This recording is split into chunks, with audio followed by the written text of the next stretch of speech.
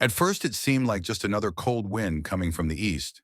The soldiers of the 7th Panzer Division, their gray wool uniforms still crisp from the summer campaigns, laughed as they tugged at thin jacket collars, convinced that this icy breeze wouldn't stop Hitler's invincible machine. 80 kilometers from Moscow, November 15th, 1941. The air tasted of coming victory, of vodka celebrations, of triumph that felt close enough to touch. Sergeant Klaus Hartmann watched his men march with the confidence of conquerors. 34 years old, a veteran of Poland and France, he learned to trust his instincts over the years. Something about this Russian expanse unsettled him in ways the French countryside never had. The horizon stretched too far. The silence between the wind gusts felt too heavy. But orders were orders, and Moscow waited just beyond that white curtain beginning to gather in the eastern sky. Beside him, Peter Müller practically bounced with each step. 18 years old and fresh from Hamburg, his rifle slung over his shoulder like a tourist's walking stick. The boy had joined them 3 weeks ago, eyes wide with the kind of enthusiasm that only comes from never having seen a friend die. Hartmann had assigned himself the silent duty of keeping the kid alive, though he'd never said it aloud. Some promises were better left unspoken. The first snowflakes appeared without ceremony, drifting down like ash from a distant fire. Men reached out bare hands to catch them, watching ice crystals melt against skin still warm from the morning's march. Nothing much, just weather.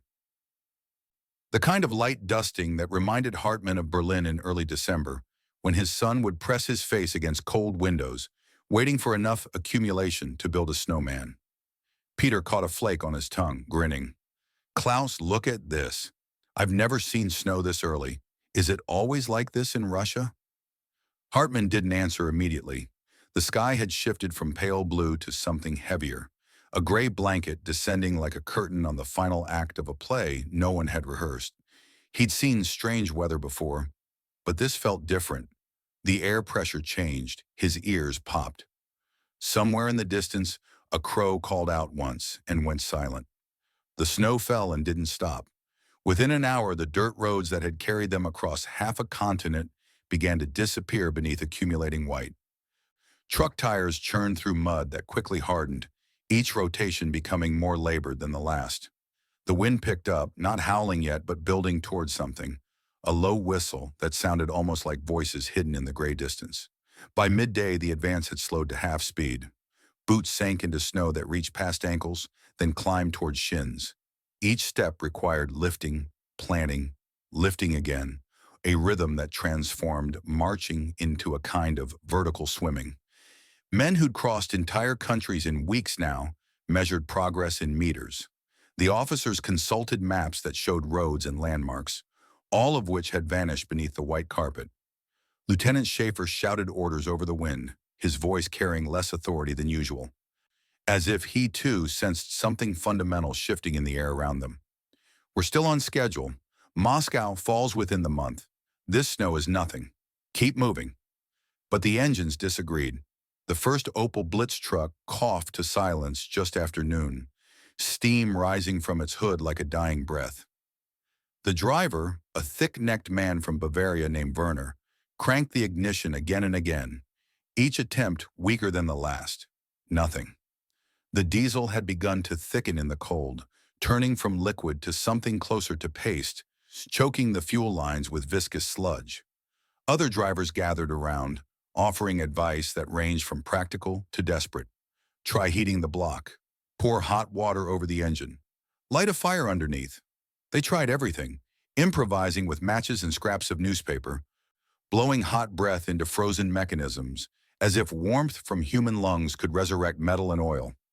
Some engines restarted, running rough but running. Others remained silent, dead mechanical corpses that would have to be abandoned or towed. The convoy that had moved with precision now stretched and fragmented, gaps appearing between units like missing teeth in a boxer's smile. Temperature at sunset, minus 12 degrees Celsius, cold enough to sting exposed skin, not cold enough yet to kill. Hartmann gathered his unit as darkness fell, counting faces in the dim light. 64 men under his direct command, most of them still operational, still believing they'd be warming themselves in Moscow by Christmas. He said nothing to dampen their optimism. Let them keep their hope while they still could. That night they slept in a commandeered barn, bodies pressed together for warmth, the smell of unwashed men in damp wool filling the air. Peter curled against Hartmann's side like a child seeking protection from nightmares, and Hartmann didn't push him away. The boy mumbled in his sleep, something about a girl named Greta back in Hamburg, something about promises made before deployment. Outside, the snow continued its patient work. November 16th dawned gray and bitter. The accumulation had reached past mid-calf, transforming the landscape into something alien and hostile. Rivers and roads looked identical under their white shrouds. Fences that once marked property boundaries jutted up at odd angles. Half-buried sentinels of a world that existed before winter decided to assert its dominance. The march resumed, slower now, men leaning into wind that cut through wool uniforms as if the fabric offered no more resistance than paper. Hartmann noticed the first signs of frostbite appearing on exposed faces, noses going white then red, then an alarming purple that spoke of tissue damage happening in real time. The Panzer tanks, those magnificent machines that had crushed Polish resistance and overwhelmed French defenses, began to show signs of distress. Oil viscosity changed in the extreme cold, internal mechanisms grinding where they should have flowed smoothly. Tank commanders reported sluggish response times, engines that took multiple attempts to start, turrets that rotated like arthritic shoulders. Hauptmann Friedrich Weber, commander of a Panzer IV he'd named Brunhilde after his 8-year-old daughter, stood atop his tank watching the morning formation with growing unease. 39 years old, a professional soldier who'd served in the Reichswehr before the war, he understood mechanical systems the way some men understood music. These sounds his tank made were wrong. The harmonics were off. Something fundamental was changing in the relationship between metal and cold. His crew gathered below, 5 men who'd fought together since France, their faces showing the first traces of doubt. The loader, Otto, stamped his feet against the cold, breath coming in visible clouds that froze in his mustache. Hauptmann, the oil pressure is fluctuating. Temperature gauge shows the coolant barely circulating. Weber nodded, making notes in the log he kept meticulously, documenting every mechanical hiccup for future reference.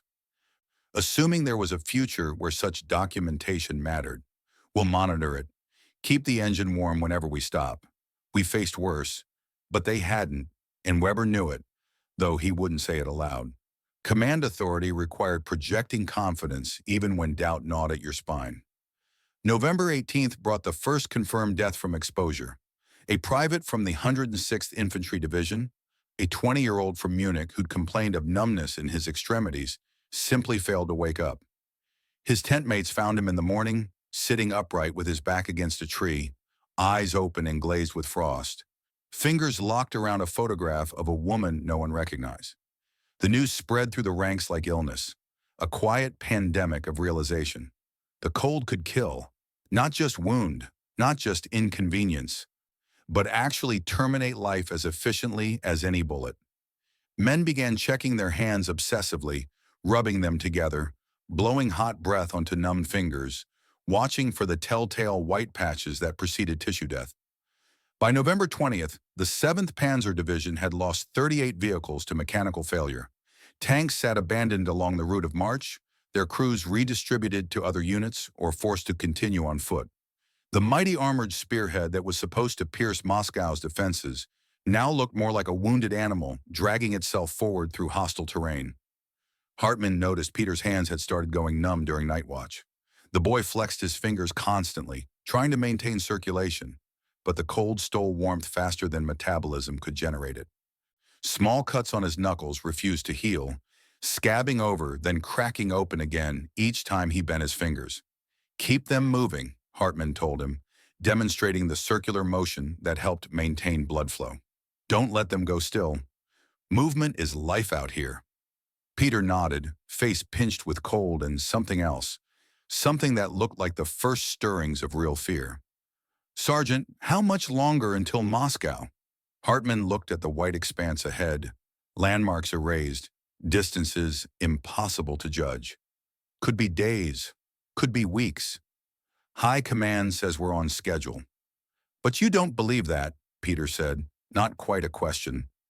Hartmann chose his words carefully. I believe we'll get where we're going. Question is what condition we'll be in when we arrive. The wind answered for him, rising to a shriek that drowned out further conversation. November 22nd arrived with unexpected activity. Word spread through the column that a supply convoy was approaching, trucks loaded with winter equipment finally released from depots in the rear. Officers announced it with barely concealed relief, as if the appearance of proper logistics would solve all the problems accumulating like snow on dead branches. Morale lifted instantly. Men who'd been trudging in silence began talking again, making jokes, planning what they'd do with actual winter coats and insulated boots. Maybe High Command hadn't forgotten them after all. Maybe someone back in the warm offices of Rastenburg actually understood what conditions were like out here. Hartmann wanted to believe it. Watching his men's faces brighten, seeing Peter's grin return, he wanted desperately to trust that proper equipment would arrive and everything would proceed according to plan. But 34 years of life had taught him to temper hope with skepticism, especially where military bureaucracy was involved. The convoy appeared just after noon, 15 trucks grinding through snow that now stood knee-high in the deeper drifts. Men rushed forward, eager to unload the salvation that would make this Russian winter bearable. Officers organized distribution, counting heads, calculating allocation. Temperature hovered at -15°C, cold enough that the metal truck beds burned bare skin on contact. The first crate opened to reveal uniforms. Summer weight uniforms. Gray wool designed for French weather, not Russian winter. No insulation, no inner lining. Just standard issue garrison dress that would provide approximately zero additional protection against temperatures dropping 30 degrees below freezing. The second crate held blankets. Thin cotton blankets. The kind you'd use in a heated barracks in October, utterly inadequate for sleeping in snow. Some men pulled them out anyway, wrapping the useless fabric around their shoulders, more from desperation than actual hope of warmth. The third crate contained boots. Not the felt-lined winter boots they'd prayed for, but regular marching boots with leather that would stiffen in extreme cold and conduct freezing temperatures directly to the feet. A handful of men tried them on anyway, discovering their regular boots had already deteriorated to the point where even inadequate replacements seemed like improvement. Lieutenant Schaefer stood by the trucks, face cycling through confusion, anger, and finally resignation. These supplies were meant for France. Some administrative mix-up. They'll send the correct equipment. When? Someone shouted from the crowd. Schaefer had no answer. Soon. It has to be soon. Peter turned to Hartmann, and the question came unbidden, too raw to filter through military decorum. Sergeant, are we going to die here? Hartmann met the boy's eyes, saw 18 years of life compressed into a single moment of crystalline understanding. The lie came automatically, smoothly, a mercy more than a deception. No, kid, we'll be fine. High Command knows what we need. The right supplies will come. Inside, a different voice spoke, cold and certain as the wind. They forgot about us. They have no idea what we're facing. And by the time they figure it out, it might be too late.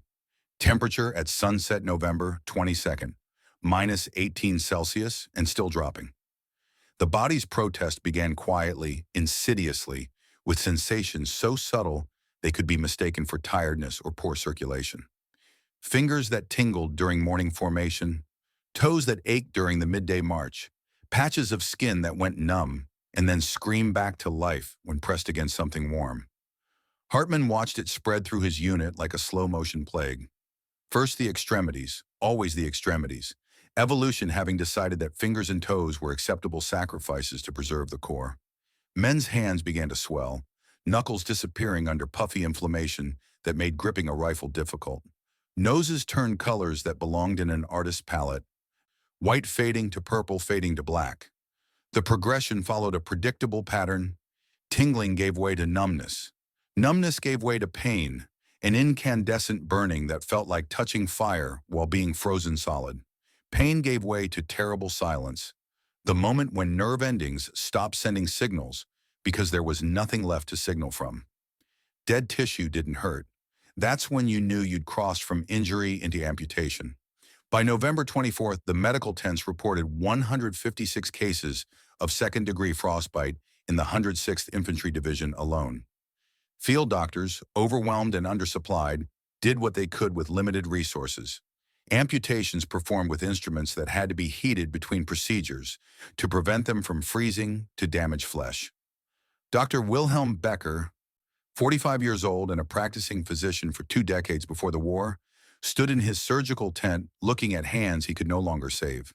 Black fingertips, purple palms, tissue that had crystallized and died while the soldier slept. There was no bringing it back.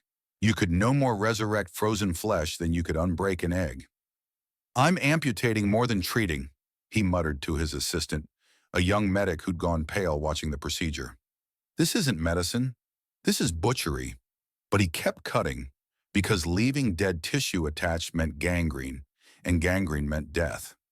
Better a living soldier with missing fingers than a dead one with all 10 intact.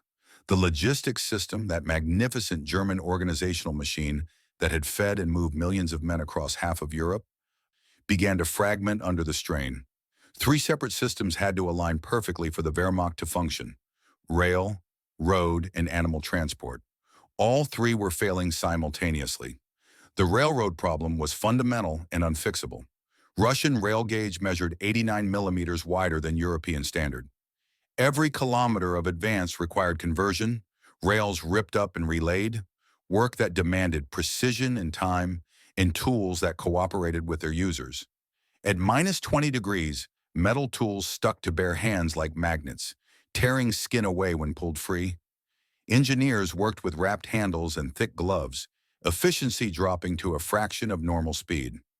Many collapsed from exhaustion and cold, coughing blood in the morning from lungs damaged by breathing frozen air, shivering through nights that offered no real rest. Some died at their posts, found in the morning with tools still frozen to their hands, dead eyes staring at rail conversion that would never be completed. The trains that managed to move forward often stopped in the middle of nowhere, tracks twisted by thermal contraction, switches frozen in position, signals dark and unresponsive. Wagons full of ammunition and food sat stranded, supplies visible but unreachable, taunting the starving men just kilometers away. Road transport fared no better. The Opel Blitz trucks, workhorses of the German supply system, died in droves. Gasoline thickened into sludge. Rubber lost its flexibility, tires cracking and bursting like overripe fruit. Radiators froze despite antifreeze, the liquid reaching its thermal limit and surrendering to physics. Drivers attempted desperate remedies, building fires under engine blocks, pouring precious drinking water over frozen components, sacrificing blankets as insulation for mechanical systems. Nothing worked for long. Metal contracted, seals failed, gaskets split. Modern machinery revealed itself to be a fair-weather friend, impressive in ideal conditions, but helpless in the face of Russian winter. But the true tragedy played out on 4 legs. Horses. Half the German logistics network still depended on them, animals doing the unglamorous work of hauling artillery and supplies where trucks couldn't venture. They'd been bred for European climates, German farms, and Polish fields. Not for the deep cold of continental Russia. They began dying on November 26th. The first sign was subtle, a reluctance to move that could be mistaken for stubbornness. Then the shivering started, violent tremors that shook their entire bodies, muscles burning through fat reserves trying to generate heat that dissipated into the frozen air faster than metabolism could produce it. Ribs became visible through thinning hides. Eyes went dull and resigned. Some fell to their knees during the march and never rose. Others died during the night, curled in the snow, breath coming in labored gasps until it stopped coming at all. By morning, they'd become frozen sculptures, grotesque monuments to the hubris of invading Russia without winter preparation. The surviving horses were skeletal, bones pressing against skin, hooves cracking with each step. Artillery crews watched their animals waste away and knew what it meant. No horses meant no mobile guns. No mobile guns meant no fire support. No fire support meant infantry facing Soviet positions without covering bombardment. Soldiers who'd never wept over human casualties found themselves crying over horses, not from sentiment, but from recognition. The animals were dying of the same thing killing them, just faster, with less ability to rationalize or deceive themselves about the severity of their situation. Hans Dietrich, 25 years old, from Berlin, with a 3-year-old daughter named Sophie waiting at home, watched his battery's lead horse die on the morning of November 27th. The animal had pulled their howitzer since Poland, a massive Belgian draft horse that had survived 2 years of war, only to succumb to simple cold. Hans knelt beside it, hand on its neck, feeling the final tremors, and wondered if this was how his own death would come. Quiet, inevitable, meaningless. Food became the new obsession, displacing even thoughts of Moscow or victory. Rations had been cut once, then again, then a third time, each reduction accompanied by promises that resupply was imminent. The promises stopped being credible after the second week. The standard Kommissbrot, that dense black bread that sustained German armies, arrived frozen solid, hard as masonry, requiring axes to break into portions. Men discovered that warming it over fires burned the exterior while leaving the interior frozen, creating a charged shell around an icy core. Some broke teeth trying to bite through it. Others gave up and sucked on chunks like hard candy, waiting for saliva to dissolve enough to swallow. Canned meat became a cruel joke. Schweinefleisch, pork that should have been easy protein, froze into blocks that required wire saws to portion. Heating it over fires produced an aroma that tortured hungry men, the smell of cooking meat amplifying their starvation rather than satisfying it. Rations that should have lasted 2 days were consumed in 1, bodies burning through calories trying to generate heat, hunger driving men to eat faster than discipline could restrain them. Water presented its own challenge. Canteens froze solid overnight, becoming useless lumps of ice with handles. Melting snow was the only option, a process that took hours over small fires to produce enough liquid to wet your throat. Drinking unmelted snow, despite doctors' warnings, became common. Each swallowed handful lowered core temperature, stealing heat from inside to melt the ice. But thirst overrode caution. Some men developed bloody stools from consuming too much frozen precipitation, intestinal linings damaged by the temperature shock. Others just accepted the trade, warmth for hydration, knowing both were necessary and neither was adequately available.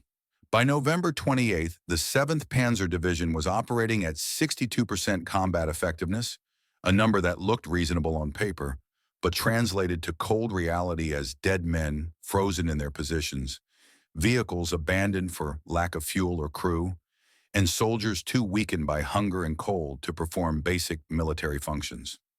That evening, as darkness fell and temperatures plunged toward -25°C, Hartmann gathered 5 men around a fire barely larger than a helmet, himself, Peter, and 3 others he'd been watching develop into something like a family unit through the shared misery. Hans, the Berliner with the daughter. Friedrich, 32, a farmer from Bavaria who talked constantly about his wheat fields. Kurt, 19, a philosophy student from Heidelberg who'd been asking questions about life's meaning since they crossed into Russia. Someone produced a cigarette, the last one in the entire unit, a crumpled treasure more valuable than money, more desired than a hot meal. Hans held it up in the firelight, a small white cylinder representing normalcy, peacetime, the world they'd left behind.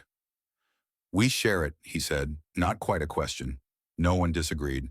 The cigarette made its circuit, each man taking a single drag, holding the smoke in his lungs longer than usual, reluctant to exhale the brief warmth. Peter took his turn with shaking hands, the numb fingers, nearly dropping it before passing to Hartmann. Hans broke the silence first, his voice carrying the peculiar intimacy that comes from men facing death together. "Sophie will be 4 in January. I promised to bring her a Russian doll, the kind with the smaller dolls inside. What are they called?" "Matryoshka," Friedrich offered, surprising everyone with his knowledge. "That's it. Matryoshka. She'll love it." He stared into the fire, seeing something none of the others could. "I was going to teach her to read this year. She knows her alphabet already, smart as anything."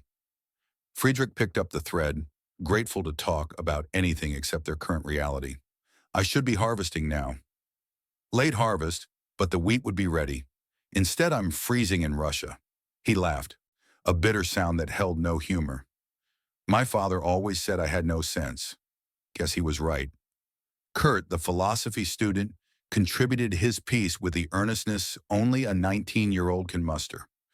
I was studying what gives life meaning, examined all the great thinkers, Kant, Hegel, Nietzsche. You know what I learned out here? Life's meaning is staying warm. Everything else is commentary. The others smiled despite themselves. From great philosophy to small truths, that was the arc of education in winter Russia. Peter spoke last, his voice cracking slightly. Her name is Greta. We've been writing since I deployed. I was going to propose when I got back. Had the ring made before we left. It's in my pack. He touched his chest as if feeling the ring through layers of wool. Stupid to carry it here. Should have left it home. But I wanted it close. Hartmann said nothing, just listened, because that's what the moment required. These boys needed to speak their lives into existence, to remind themselves and each other that they were more than frozen soldiers in a losing campaign. They were sons and lovers and men with futures that might still exist if they could just survive long enough to return. Someone started humming, low and uncertain. The tune caught, spreading between them, until all five were singing quietly. Lily Marlene, the song every German soldier knew, the anthem of longing and distance, of lovers separated by war and time. Their voices carried across the snow, ragged and off-key but sincere. In the distance, perhaps 200 meters away, Soviet sentries heard the singing and paused. Later, one would write in his diary about the strange experience of hearing the enemy sing love songs in the darkness, voices full of the same yearning Soviet soldiers felt. For a moment, the war disappeared, replaced by shared human loneliness. Then the wind rose and carried the music away. The fire burned lower. Hans made them promise. If I don't make it, will someone tell Sophie about me? Tell her Papa loved her. Tell her I tried to come home. Everyone promised. We all make it, or none of us do, Friedrich said, the words becoming a pact between them. Hartmann added his piece, the command that felt more like prayer. You'll tell her yourself, Hans. That's an order. They slept pressed together, 5 bodies sharing warmth that none possessed individually, and for a few hours the cold retreated enough to allow unconsciousness. Morning revealed the cost. Hans lay still against the pine tree they'd used as a windbreak, rifle between his knees, a photograph of Sophie clutched in his frozen hand. Friedrich had curled into a fetal position during the night and never uncurled, his face peaceful, almost smiling, as if he'd died dreaming of wheat fields under warm sun. Kurt sat upright, a half-written letter to his philosophy professor on his lap, the final sentence ending mid-word where his hand had stopped working. Only Peter and Hartmann remained alive, and Peter barely, his lips blue and skin waxen, breathing so shallow it was almost undetectable. Hartmann shook him, first gently, then violently. Peter, wake up. You don't get to sleep. That's not allowed. You hear me? Stay awake. Peter's eyes opened, unfocused and distant. So tired. Just 5 minutes. Please, just 5 minutes. Hartmann slapped him, sharp and stinging, the crack echoing in the still morning air. No. Sleep is death out here. You sleep. You don't wake up. Look around. You see Hans, Friedrich, Kurt. They're gone. You stay awake or you join them.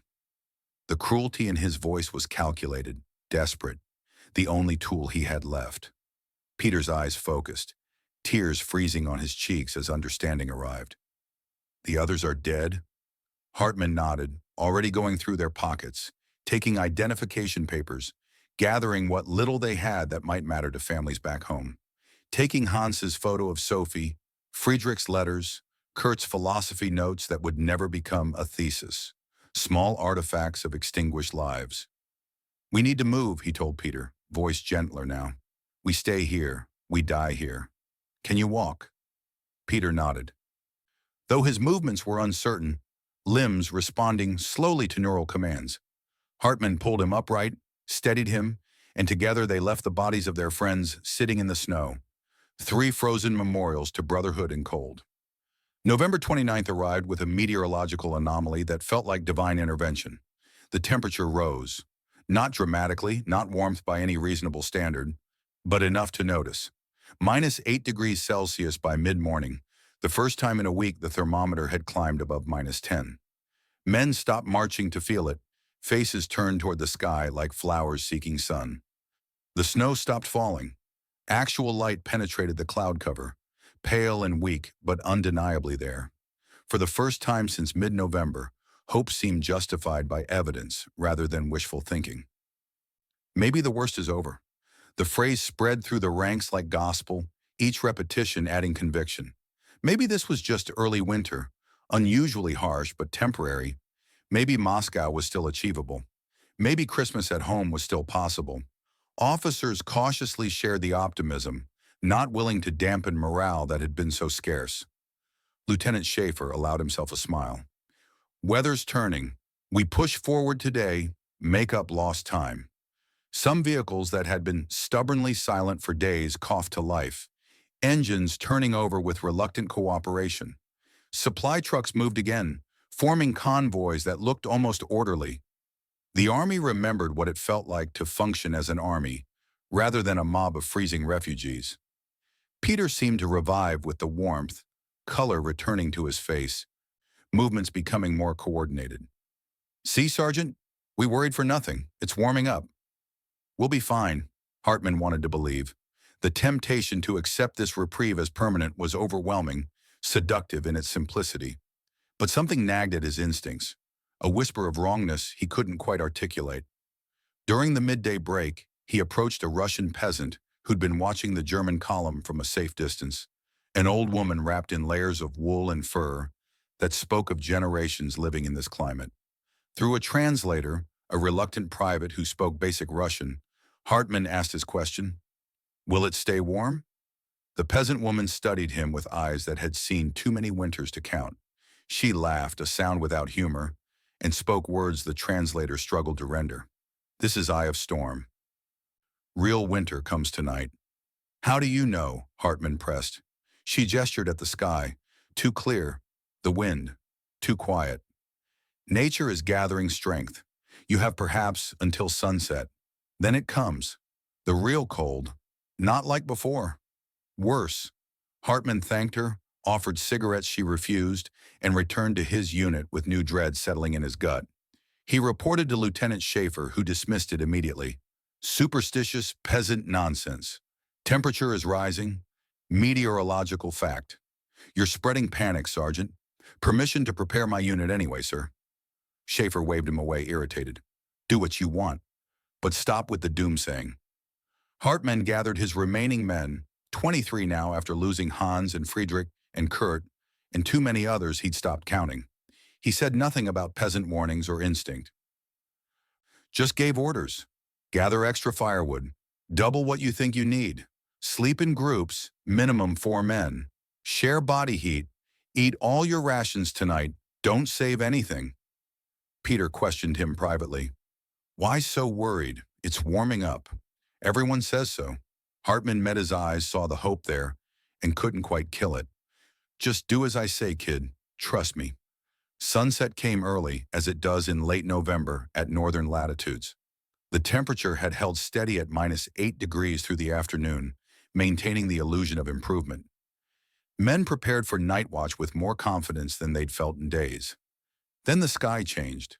The clear blue that had accompanied the warm spell darkened to heavy gray, that particular shade that speaks of vast weather systems moving into position. The wind, which had been quiet all day, began to pick up, first as a whisper, then a mutter, then a voice that built towards shouting. By 1800 hours, the temperature had dropped 4 degrees. By 1900, it was -15. By 2000, -18. The rate of decrease accelerated, temperature falling like a stone dropped down a well, plunging toward depths that shouldn't exist in inhabited parts of the world. The peasant's words echoed in Hartmann's mind. Real winter comes tonight. He'd never believed in prophecy, but he believed in experience, and that old woman had survived decades in this land that was actively trying to kill him. She knew something he didn't, something his training and his equipment and his military doctrine had failed to prepare him for. 2,100 hours, minus 24 degrees Celsius. Men huddled around fires that struggled to stay lit, wind stealing heat faster than wood could generate it. The cold pressed down like a physical weight, squeezing the warmth from bodies, forcing its way through every gap in inadequate clothing. 2,200 hours, minus 30 degrees. Fires guttered and died. Relighting them became impossible. Matches freezing in their boxes, tinder too cold to catch. Men pressed together in desperate clusters, sharing what little warmth remained, knowing it wasn't enough, but having no other options. 2,300 hours, minus 35 degrees. The air itself became hostile, each breath a knife in the lungs, alveoli burning from the shock of frozen oxygen. Tears froze in their ducts. Eyelids stuck together. Blood slowed in veins and arteries, becoming sluggish, reluctant to flow. Midnight, November 30th, 1941. Minus 38 degrees Celsius. 4 hours from sunset, 26 degrees of temperature drop. Physics expressing itself through human suffering. The sounds of men dying filled the darkness. Not screaming, that came later. First came the quiet sounds, whimpering, praying, mumbling incoherently as consciousness slipped away. Some called for mothers, others for wives. A few just repeated the same word over and over, a lifeline to sanity that frayed with each repetition. Hartmann kept Peter close, arms wrapped around the boy, forcing his own body heat into keeping another human alive. He felt his own extremities going numb, fingers losing sensation, toes becoming distant abstractions he couldn't quite feel anymore. But Peter was still breathing, still conscious, still alive. That had to be enough. Stay with me, kid. Keep talking. Tell me about Greta. What's she like? Peter's voice came weak and slurred, hypothermia stealing coherence along with warmth. She has brown hair, loves to dance, laughs at my jokes even when they're not funny. I was going to take her to the Baltic in summer. She's never seen the ocean. Keep talking. What else? She wants 3 children, a house with a garden. She works in a bakery, comes home smelling like bread. I can smell it when I close my eyes. Warm bread. Can you smell it? Hartmann couldn't smell anything except cold and death and his own fear, but he lied. Yes, I can smell it. Hold on to that. Think about warm bread in summer and your wedding. Don't think about now. Think about then. Peter went quiet and Hartmann shook him hard. Don't sleep. You hear me? You sleep, you die. Stay awake. I'm so tired, Sergeant. I know. Me too. But we don't get to rest yet. Not here. Not now. You promised to tell Greta about the war. Can't do that if you're dead. So stay awake. The night stretched like torture, seconds moving like hours. Each minute a battle against biology and physics, and the universe's fundamental indifference to human survival. Around them, other clusters of men grew quiet, one by one, voices trailing off mid-sentence or mid-prayer. Dawn, when it finally came, arrived without sun, just a gradual graying of the eastern sky, light seeping into darkness with reluctant inevitability.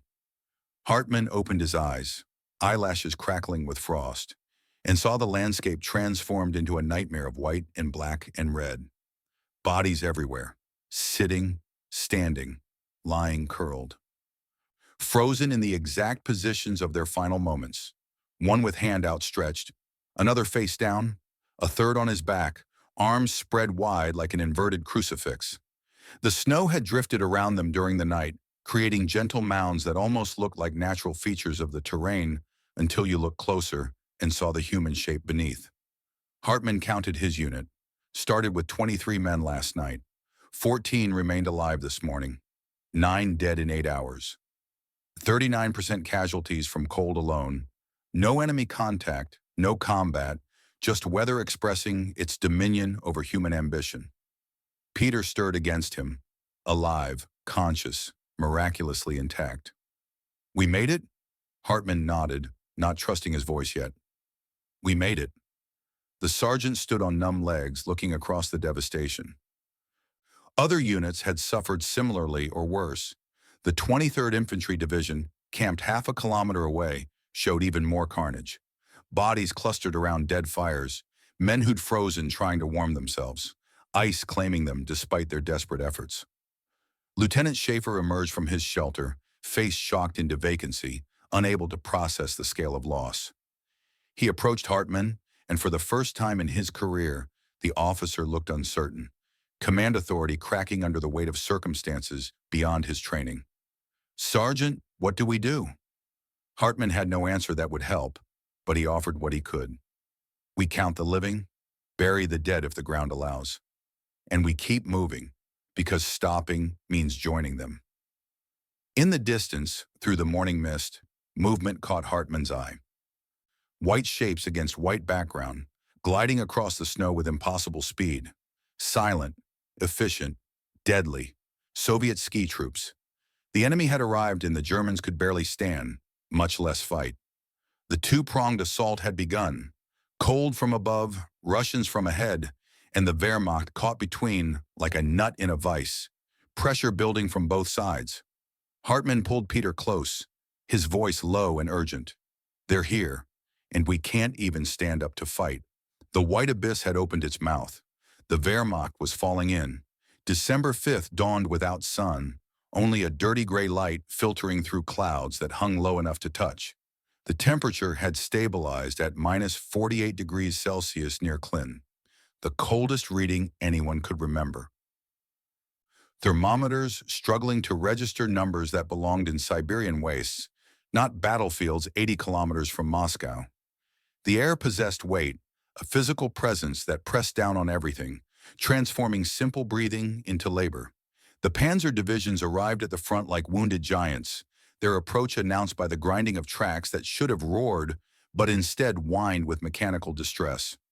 These were the machines that had swept across Europe, the armored fist of blitzkrieg doctrine, symbols of German technological superiority and tactical innovation.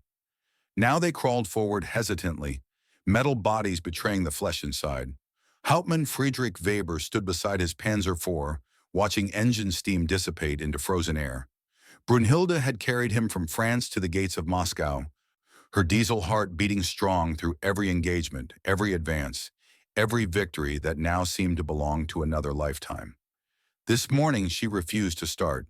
The oil had transformed overnight from liquid to paste, a yellowish sludge that couldn't lubricate, couldn't flow, couldn't perform the basic function that kept metal from grinding against metal.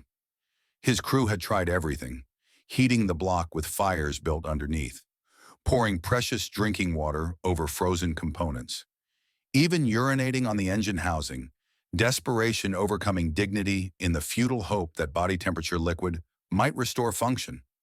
Nothing worked.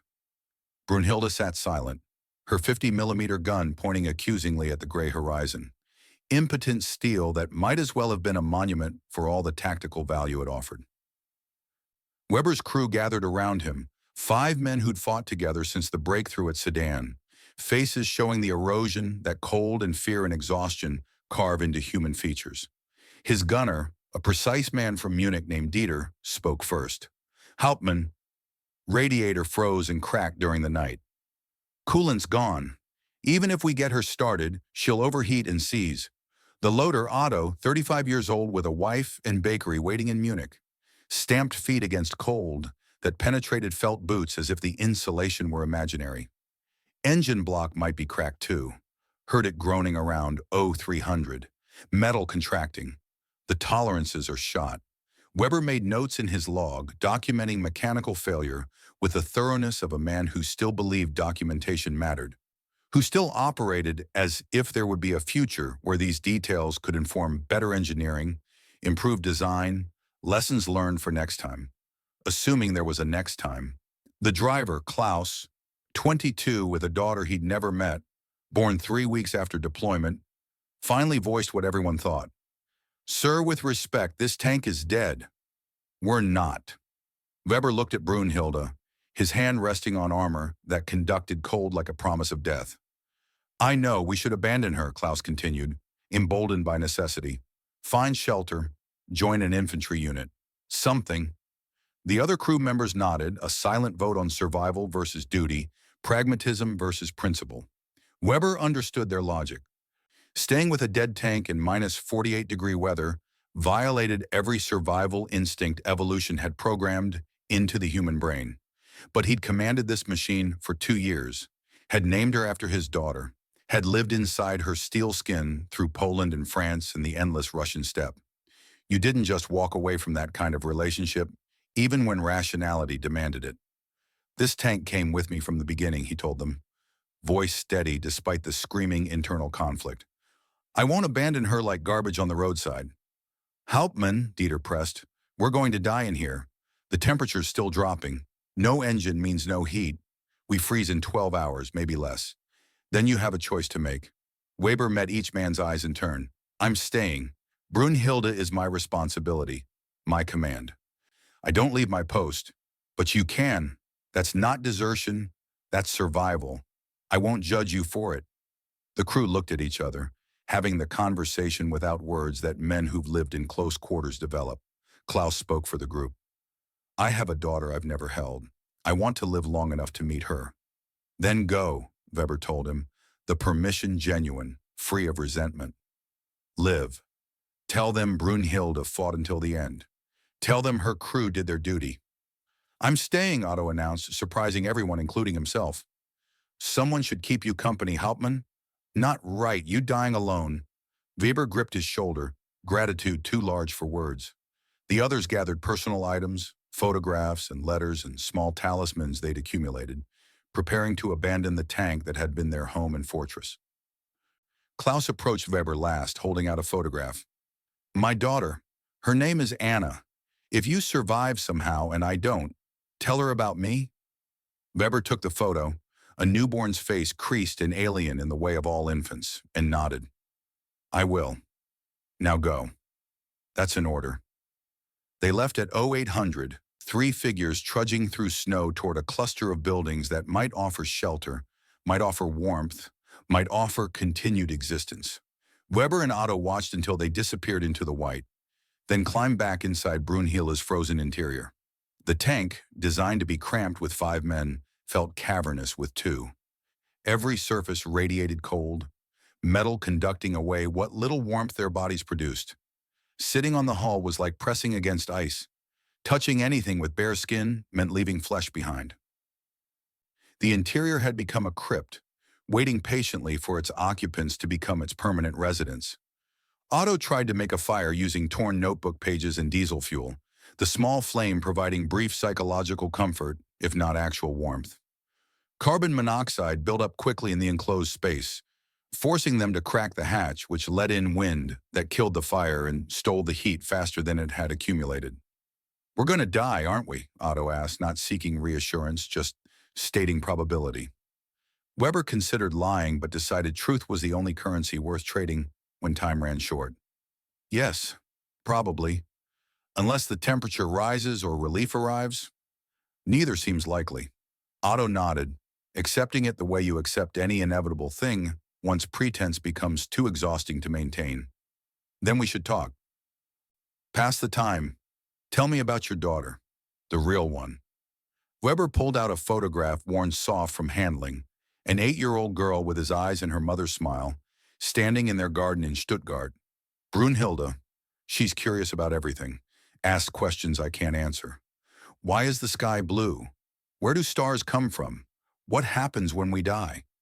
He paused, that last question suddenly resonant. I used to make up answers. Now I think honesty would have been better. She knows you love her, Otto offered. That matters more than answers. Does it? Weber stared at the photo, trying to imprint every detail in memory, as if concentration could preserve what cold would erase. I left her to fight this war. That's the truth. Chose duty over her. What does that say about my love? Otto had no answer, so he shared his own burden instead. My wife writes me letters, 3 a week. She describes the bakery, the customers, small events that mean nothing and everything. Yesterday, someone bought 6 rolls. The cat caught a mouse, rain in the morning, sun by afternoon. He closed his eyes, seeing it. I'll never make bread with her again. Never smell yeast rising. Never wake up to her beside me. And the worst part? I can't even remember what she smells like. The memory's gone. They sat in silence, 2 men in a metal coffin, inventorying their losses while waiting for the final subtraction. December 6 brought no relief, no warming trend, no miraculous rescue. Otto died sometime during the night, hypothermia shutting down his systems while he slept. Core temperature dropping below the threshold where cellular function could continue. Weber woke to find him seated at his station. Head tilted back, mouth slightly open, eyes glazed with frost. Peaceful, almost serene, as if he'd simply decided to stop participating in the prolonged process of freezing. Weber checked for a pulse he knew wouldn't be there, found confirmation in dead flesh, and tried to feel something other than envy. Otto had escaped. The suffering was over for him. Weber remained alone with consciousness and cold, each minute stretching into eternity. He opened his journal, fingers barely able to grip the pen, and wrote, December 8, 1941, 1400 hours, temperature inside tank approximately minus 40 degrees. Otto died last night. Klaus and the others left 2 days ago. No idea if they survived. I am alone in Brunhilde. Just us now. The way it should be, perhaps. A captain doesn't abandon his ship. A commander doesn't abandon his tank. I thought about my daughter this morning, the real Brunhilde. 8 years old, smart, brave, everything I wish I could be. She'll grow up without me, learn to read, to write, to think, fall in love, maybe have children of her own. I'll miss all of it. This wasn't supposed to be how it ended. We were supposed to win, take Moscow, go home victorious. I believed that, believed in the mission, the cause, the promise that our sacrifice meant something. Now I see the truth. We came to conquer a continent that refuses to be conquered, not by us, not by anyone. Russia doesn't fight with guns and tanks. It fights with space and winter and patience. It just waits for invaders to die. Maybe that's justice. Maybe we deserve this. To my daughter, if anyone reads this, Papa is sorry. Sorry I left. Sorry I chose war over you. Sorry I won't see you grow up. You deserve better. You deserved a father who stayed. I'm not afraid anymore. The cold has that mercy. Past a certain point, you just get sleepy, peaceful, ready. If there's a heaven, I'll look for your mother there. Tell her I kept my promise. I didn't abandon my post. I love you, Kleine Brunhilde. Always. Hauptmann Friedrich Weber, 7th Panzer Division. He closed the journal and set it on the commander's seat, positioning it where someone might find it eventually. His hand moved to the gear shift, gripping it the way he'd gripped it 1,000 times, muscle memory persisting beyond purpose. Sleep came, gentle and irresistible. Temperature inside the tank dropped another 5 degrees.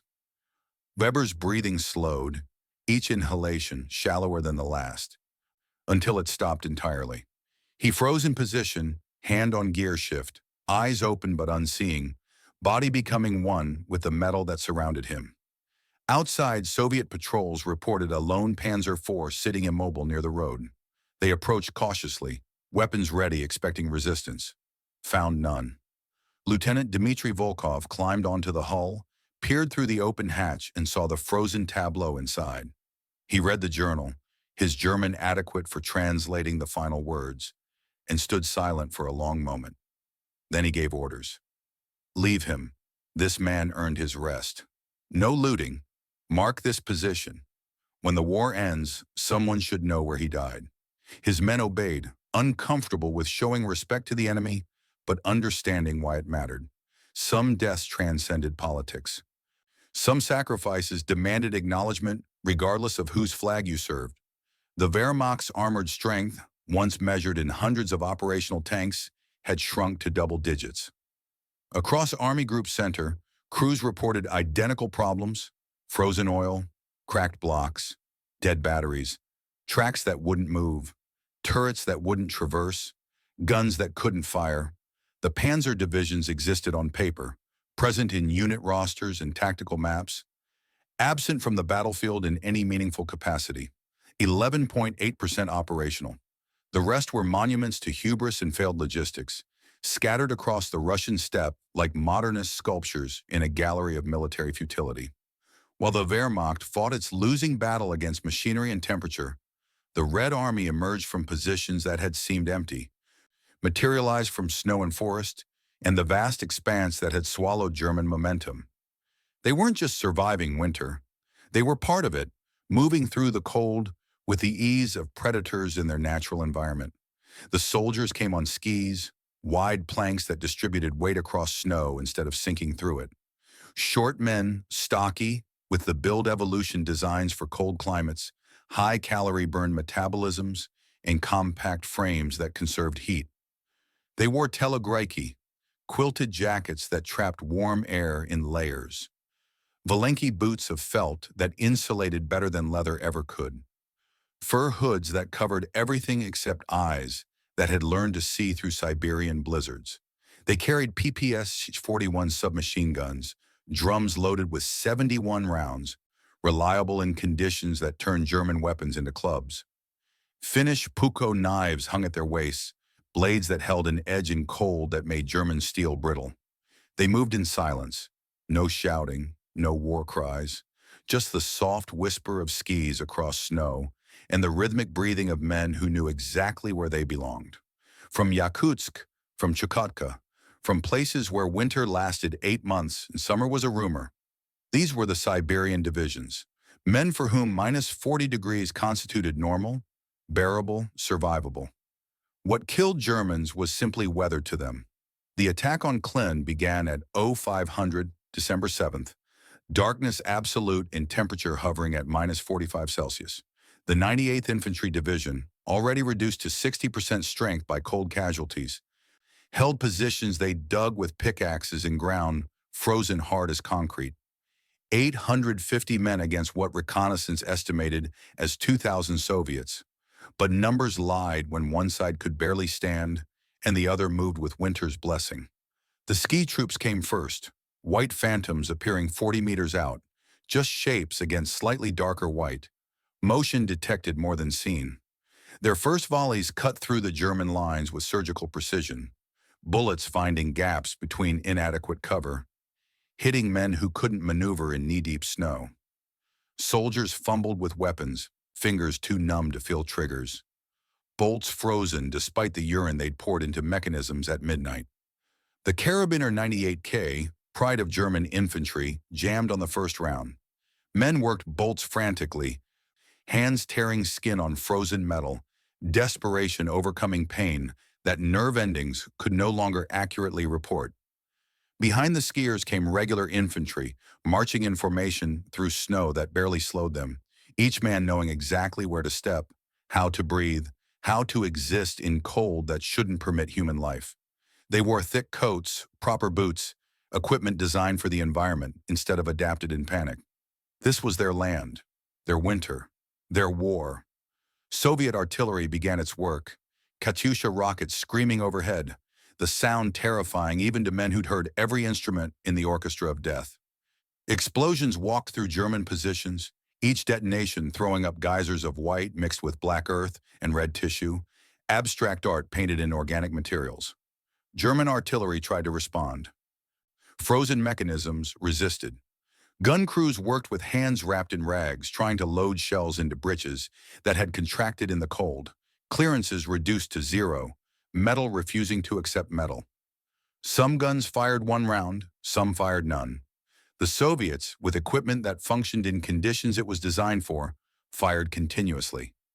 Then came the T-34s, appearing through morning mist like prehistoric beasts, exhaust steam rising from vents, engines purring with the confidence of proper winter oil and antifreeze that actually prevented freezing.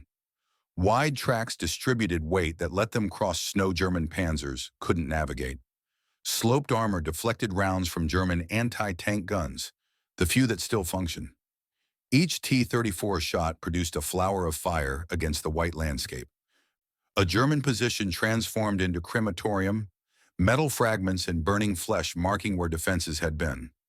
Crews who tried to flee found themselves machine-gunned while running or collapsed in the snow, exhaustion and cold catching them before Soviet bullets could.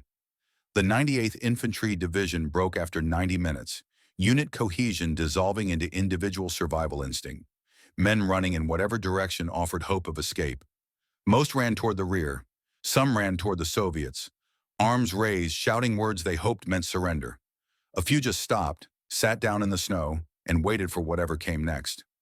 Hartmann watched from 300 meters away, his unit held in reserve, powerless to intervene. He counted muzzle flashes, estimated casualties, and knew mathematics. 850 men defending, perhaps 200 escaping. The rest were becoming part of the landscape, bodies that would freeze in position and remain until spring or later, depending on how thoroughly snow covered them. Beside him, Peter shook, from cold or fear or both, the distinction meaningless when both produce the same physiological response. They're not even slowing down. They're just crushing everything.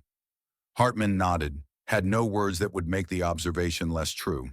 The Soviets weren't fighting. They were executing, methodical as butchers processing livestock, efficient and emotionless and unstoppable. Lieutenant Dmitry Volkov led his ski unit through the aftermath, passing bodies frozen in running positions, faces locked in expressions that would remain until decomposition or scavengers erased them.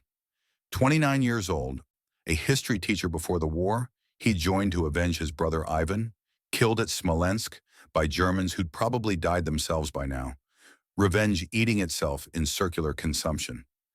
He'd written in his diary at 4 that morning, before the attack, words that expressed doubt his commissar would call treasonous if discovered. We attack at dawn. The commissar gave a speech about fascist invaders and righteous fury. The men cheered. I cheered too. But I don't feel righteous. I feel like an executioner. Yesterday I watched them through binoculars. Germans, trying to start fires with newspapers, cutting off their own blackened fingers.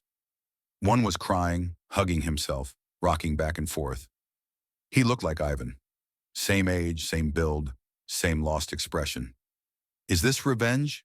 Killing frozen boys who can barely hold rifles? The commissar says they invaded us, burned our villages, murdered our civilians. He's right. But that crying boy wasn't at Kiev or Minsk. He was probably in school when this war started, drafted, ordered here, like me. I thought killing them would honor Ivan, but Ivan was a teacher. He taught children to question, to think, to see enemies as human. Would he want me becoming what I hate? The attack succeeded within parameters that looked impressive in reports filed with higher command. 640 German casualties out of 850 engaged, 75%, a decisive victory by any tactical measure. Soviet casualties officially reported as 80, a ratio that proved superiority in training, equipment, morale, and divine favor according to propagandists already composing narratives for Pravda. Volkov walked through the killing field, looking at faces, and saw the cost that statistics obscured. That crying German he'd noticed yesterday lay frozen in a shell crater, hands still pressed against his face, the posture of someone trying to hide from reality until reality found him anyway. They found 40 men frozen in a circle, arms linked, attempting to share warmth that none possessed sufficiently to preserve life. The commissar nodded approval. Good. Fascists dead. Volkov stared at the circle and saw something else.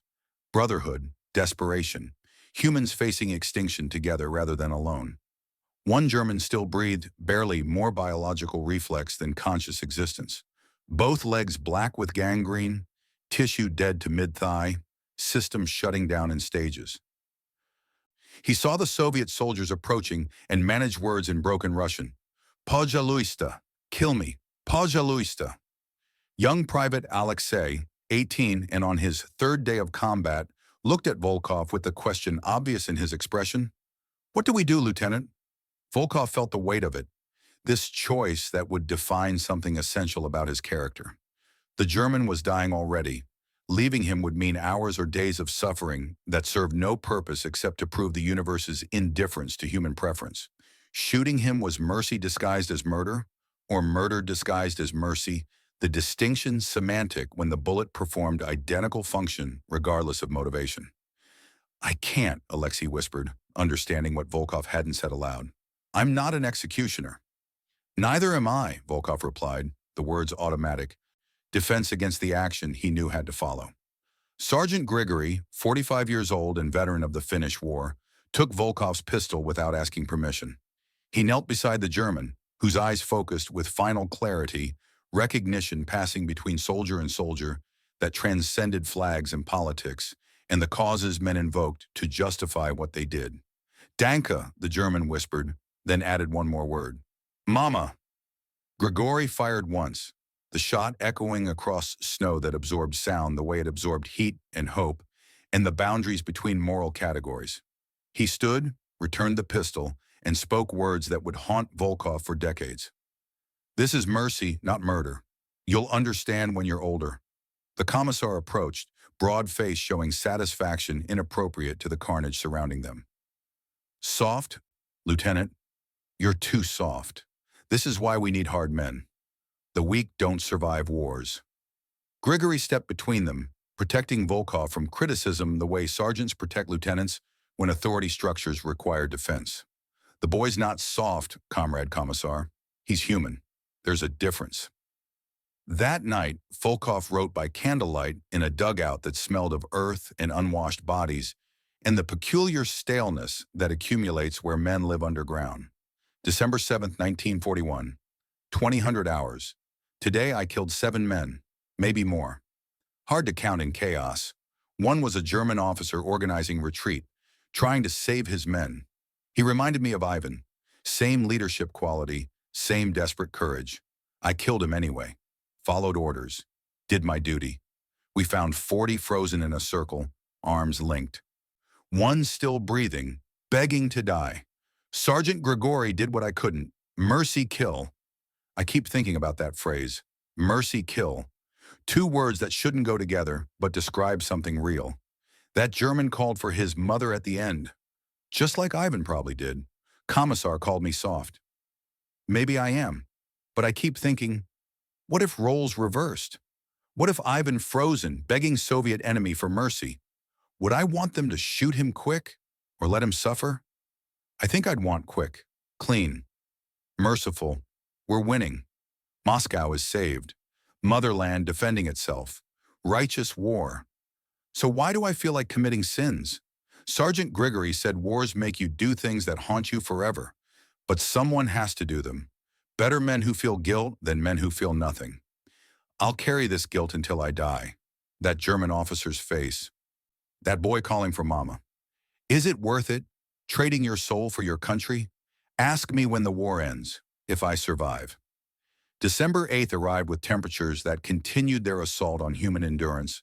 Minus 42 Celsius at midday, rising briefly before plunging again as darkness fell.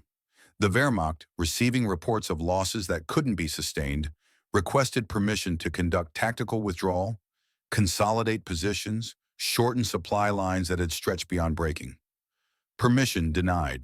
Hitler's order came through channels, each transmission adding emphasis until the message arrived at the front with the force of divine commandment.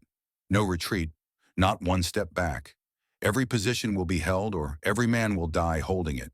The Führer forbids withdrawal. Officers read the order with expressions ranging from disbelief to resignation. Some understood the logic, or tried to. Retreat in winter meant rout, discipline dissolving as survival instinct overrode training. Perhaps standing fast, despite the cost, was militarily sound. Others saw it differently, saw soldiers being sacrificed to preserve one man's pride, resources squandered to avoid admitting error, lives burned as fuel for political fiction.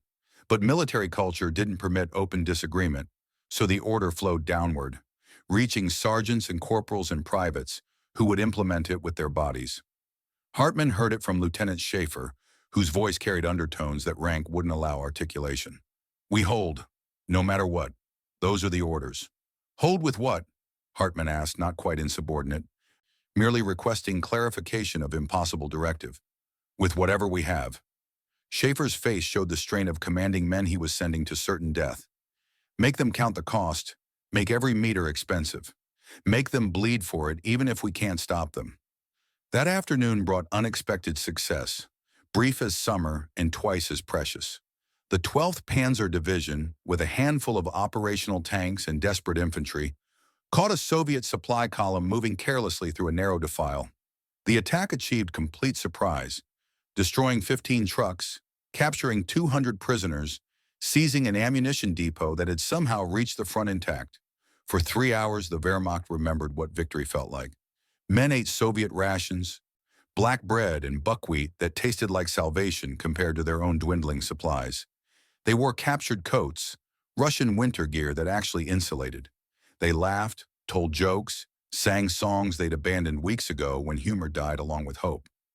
Hartmann's unit participated, now down to 12 men from the original 64. Each lost a name and face he'd carry forever. Peter, still miraculously alive, though missing 3 fingers from his right hand to frostbite, grinned with the wild enthusiasm only 18-year-olds can muster after brushing death. "See, Sergeant? We're winning. We can still fight." Hartmann allowed himself the smallest smile, tempering the boy's optimism with experienced caution. "It's one battle, kid.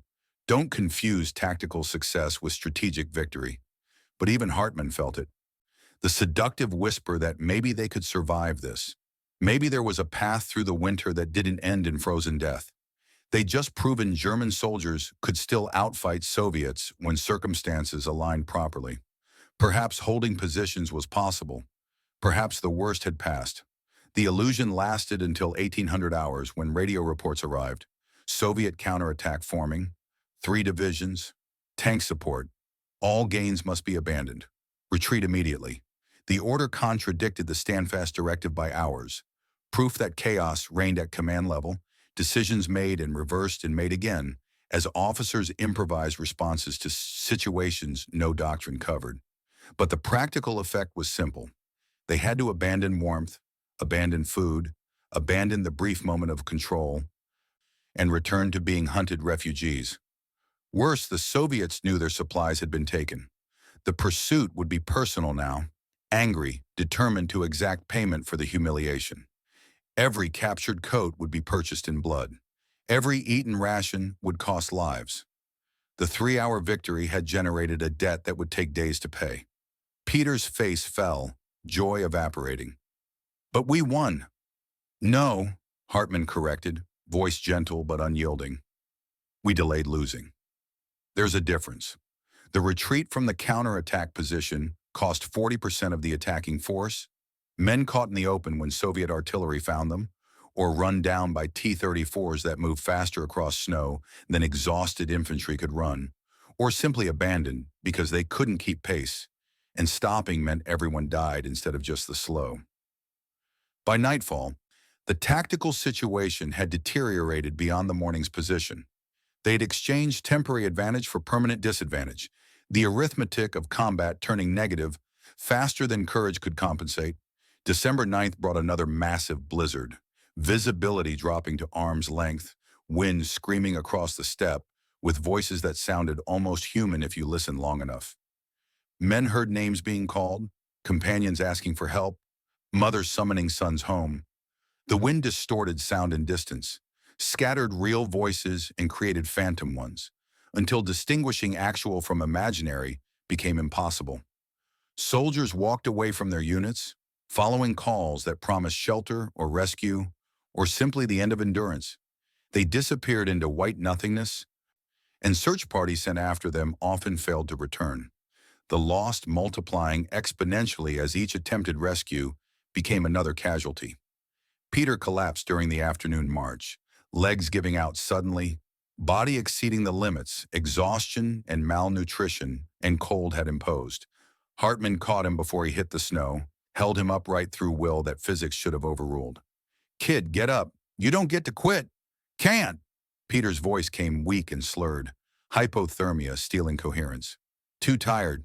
Just let me rest." Hartmann looked at the 11 other men in his unit, faces showing the calculation everyone made but nobody voiced. Peter would slow them. Carrying him meant risking everyone.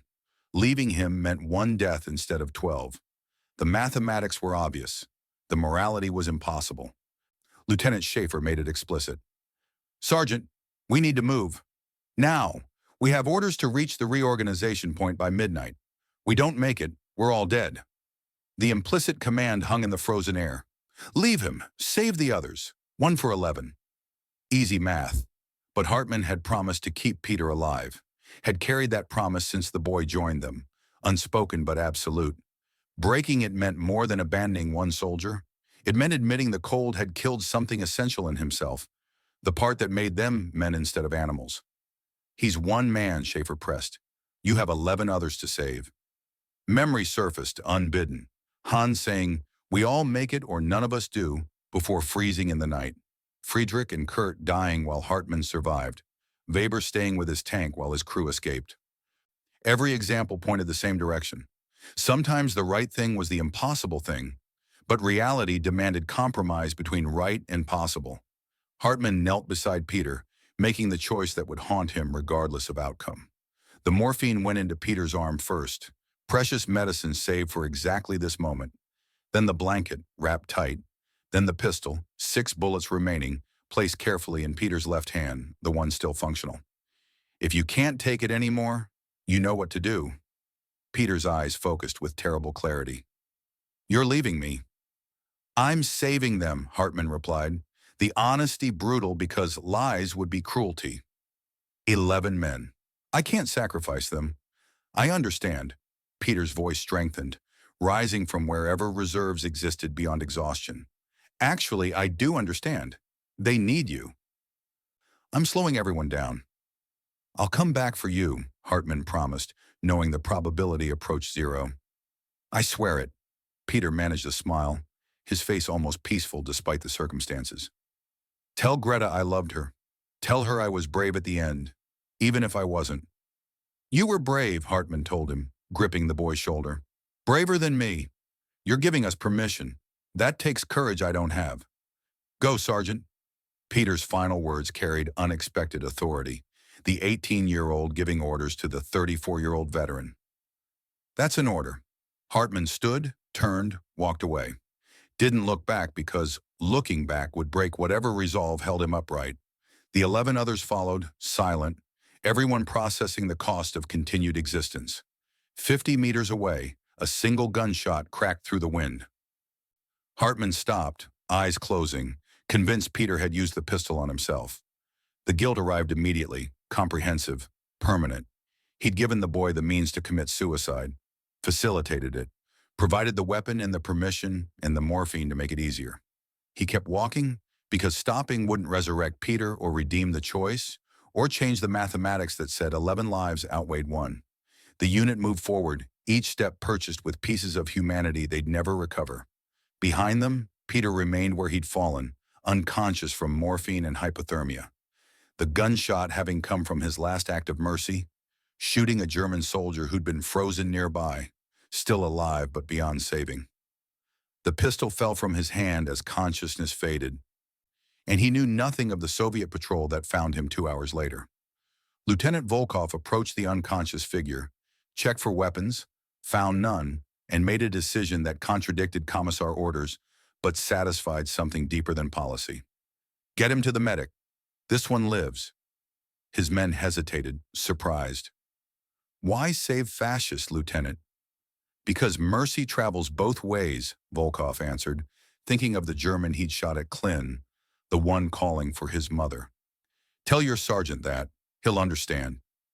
They carried Peter to their aid station, where a Soviet doctor worked to save enemy soldiers for reasons that made sense in the moment and would be questioned later, assuming paperwork ever reflected what actually happened in the chaos of winter war. December 10th brought the moment Wehrmacht commanders had avoided acknowledging, when resistance transformed from difficult to impossible, when the illusion of strategic coherence shattered against reality's insistence. The order arrived through command channels worded carefully to preserve dignity while authorizing retreat. Tactical repositioning, strategic consolidation, defensive realignment. Every phrase meaning the same thing. They were withdrawing. For the first time since crossing into Soviet territory, the Wehrmacht was moving backward. Not by choice, but by necessity, not according to plan, but in response to collapse. Hartmann received the news with conflicting emotions. Relief that they could finally escape the trap winter had built around them. Guilt that Peter would be left behind, marked on maps as missing presumed dead. One more name on lists that grew longer daily. Resignation that retreat merely postponed rather than prevented the final accounting. The unit moved at night, 12 men, now 11 after Peter, stumbling through snow that concealed terrain features, following compass bearings that might or might not lead to safety, hoping the reorganization point existed and wasn't just another command fiction designed to maintain order during controlled collapse. Soviet ski patrols harassed them constantly, appearing from darkness to fire short bursts before vanishing, death delivered in installments that accumulated toward bankruptcy. Every few hours someone fell, hit by bullets or exhaustion or the simple decision that continuing hurt more than stopping. The survivors kept moving because the alternative was joining the fallen. They reached the reorganization point at dawn, a cluster of buildings that had been promised as salvation, but delivered only more cold and more dying. 400 men gathered there, remnants of units that had numbered thousands weeks ago, faces showing erosion that went beyond physical damage into something metaphysical. Hartmann looked at them and saw an army broken not by enemy action, primarily, but by environment and logistics, and the cascading failure of systems designed for different circumstances. They'd been defeated by supply lines that couldn't function, by equipment unsuited to conditions, by temperature that rendered training and tactics irrelevant, by distance that swallowed reinforcements before they could arrive. A young private approached, eyes haunted, voice cracking. "Sergeant, do you think we'll make it home?" Hartmann had no answer that combined honesty with hope. "Some of us will." The kid nodded, accepting what the words implied. Walked away. Later that day, walked into the forest. Never returned. The count dropped to 10. The white abyss was patient. It took its time. It took its due. And it never stopped collecting. December 10th evening, the retreat order transformed military movement into something closer to migration, units fragmenting as they pulled back from positions that had become traps rather than defenses. Hartmann led his 10 remaining men through snow that had accumulated to thigh depth in the deeper drifts, each step requiring lift and plant and balance. The rhythm exhausting muscles already depleted by weeks of malnutrition and cold. No safe road existed.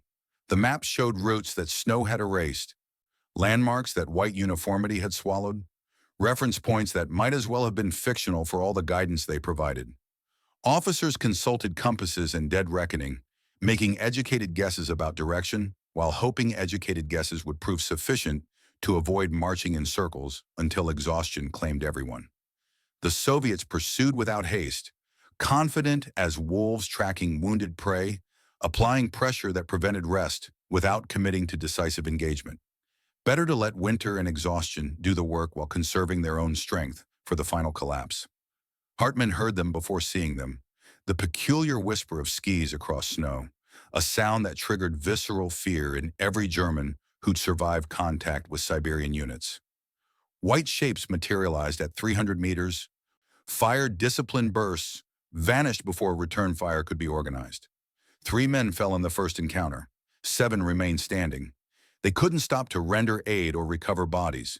The Soviet tactics demanded constant movement, punishing any unit that allowed itself to become stationary. Wounded men understood the mathematics. Those who could walk did. Those who couldn't received morphine if supplies remained, apologies if they didn't, and were left to whatever mercy the universe might provide. The night brought fresh horror, temperatures plunging to -44 Celsius, wind stripping away what little warmth bodies generated through metabolism and motion. Men marched in stupor, consciousness narrowing to the single imperative of placing one foot ahead of the other, everything else becoming noise their brains lacked energy to process. Some wandered off course, following paths that existed only in hypothermic hallucination, convinced they saw lights or shelter or familiar landmarks from home. Their bodies would be found months later when snow melted, frozen in walking positions that suggested they'd simply continued marching until biology quit. Legs locked mid-stride, faces set in expressions of determination or confusion, or the blank absence that comes when the mind surrenders before the body does. December 11th brought Soviet artillery, shells landing in patterns that herded German units toward prepared killing zones where machine guns waited with interlocking fields of fire. The tactics were ancient, basic, effective against an enemy too exhausted to recognize the trap until already committed. Hartmann saw it developing, patterns emerging through the chaos that training recognized even when cognition struggled. They're boxing us, trying to push us into the river valley. His men looked at him with faces too tired for proper fear, emotional reserves depleted along with physical ones. What do we do? Hartmann considered options that ranged from bad to catastrophic. Break east, away from where they want us. Terrain's worse, but maybe the Soviets won't follow. They broke formation, 7 men scattering across snow, becoming individual targets instead of a concentrated group, gambling that dispersal would confuse the pursuit enough to create gaps. The gamble paid partially. 4 made it through, 3 didn't, cut down by snipers who'd anticipated exactly this response and positioned accordingly. The 4 survivors regrouped at a burned-out ISPA, walls still standing, but roof collapsed, offering minimal cover from wind if not from observation. They huddled together, sharing body heat that none possessed sufficiently, and Hartmann conducted inventory. 4 men from an original 64. 94% casualties. The unit existed in name only, functionally destroyed. 4 individuals who happened to share history and therefore clung together through instinct rather than doctrine. "We can't keep going like this," one said, a corporal named Schmidt whose face had aged decades and weeks. "We're dead, just haven't fallen yet." Hartmann had no argument that refuted the observation. They were dead, functionally if not technically, surviving on momentum that would inevitably expire. The question wasn't whether they'd die, but when and how, whether together or separately, whether fighting or surrendering or simply sitting down in the snow and waiting for temperature to finish what Soviet bullets had started. Movement outside interrupted the discussion. Soviet patrol, 8 men on skis, approaching the ISPA with weapons ready, having tracked them or simply swept the area systematically. Either way, the result was identical, cornered. The brief firefight lasted perhaps 90 seconds. Schmidt died immediately, shot through the chest while trying to bring his rifle to shoulder. The other 2 fell wounded, one screaming until a second shot silenced him, the other quiet, shock preventing the neural signals that would have generated appropriate response to catastrophic trauma. Hartmann's rifle jammed after 1 round, the bolt frozen despite every precaution. He tried to work it free, fingers too numb to feel what they touched, watching Soviet soldiers close the distance with the calm of professionals executing routine tasks. The rifle fell from his hands as someone tackled him from behind, driving him face first into snow, knee pressed between his shoulder blades, hands roughly searching for weapons. They found the pistol, took it, left him with nothing except the awareness that he'd survived when everyone under his command had not. They bound his hands with wire that cut circulation, pulled him upright, marched him at gunpoint toward Soviet lines. The other 2 wounded Germans were executed where they lay, single shots that echoed across the white expanse, efficient and emotionless as slaughterhouse work. The Soviet camp occupied a cluster of buildings that still retained roofs, remarkable luxury and landscape where most structures had been destroyed or stripped for firewood. They pushed Hartmann into a room that smelled of tobacco and unwashed bodies and the peculiar staleness of spaces where humans lived underground or in marginal shelter. Lieutenant Dmitry Volkov sat behind a makeshift desk constructed from ammunition crates, studying reports by candlelight, his face showing fatigue that transcended physical exhaustion into something more existential. He looked up as Hartmann entered, recognition flickering across features that suggested they'd seen each other before, perhaps through binoculars during some earlier engagement. The commissar stood beside Volkov, a broad man with political fervor written in every gesture, the kind of true believer who'd survived purges by demonstrating ideological purity louder than competence. Make him talk, then execute him, Standard procedure. Volkov nodded, gestured for Hartmann to sit on a stool that wobbled on uneven legs. He began in German that carried university polish, grammatically correct if accented. "Why are you here?" Hartmann considered various responses, settled on the one that required least energy to articulate. "Following orders." "Even knowing you'll die? Where else can I go?" Hartmann's voice came out flatter than intended, stripped of affect by exhaustion that went beyond physical into spiritual territory. "Forward means Soviet bullets. Backward means German firing squads for desertion. Here means capture. All directions lead to death. At least this one's warm." Volkov's expression shifted slightly. Something like understanding or sympathy flickering before professional detachment reasserted control. He reached across the desk, picked up an envelope that Hartmann recognized as his last letter to Anna, the one he'd been writing in increments for weeks, never finishing because finishing meant acknowledging he might not survive to send it. "You have a son, 6 years old according to this." Hartmann's jaw tightened. "That's my letter. Private property. You lost privacy rights when you invaded my country." Volkov read aloud, translating as he went. "Anna, I don't know if I'm coming home. The cold here kills as efficiently as bullets. Tell Klaus his father loved him. Tell him war isn't glory. Tell him to be better than me." The commissar interrupted. "Enough sentimentality.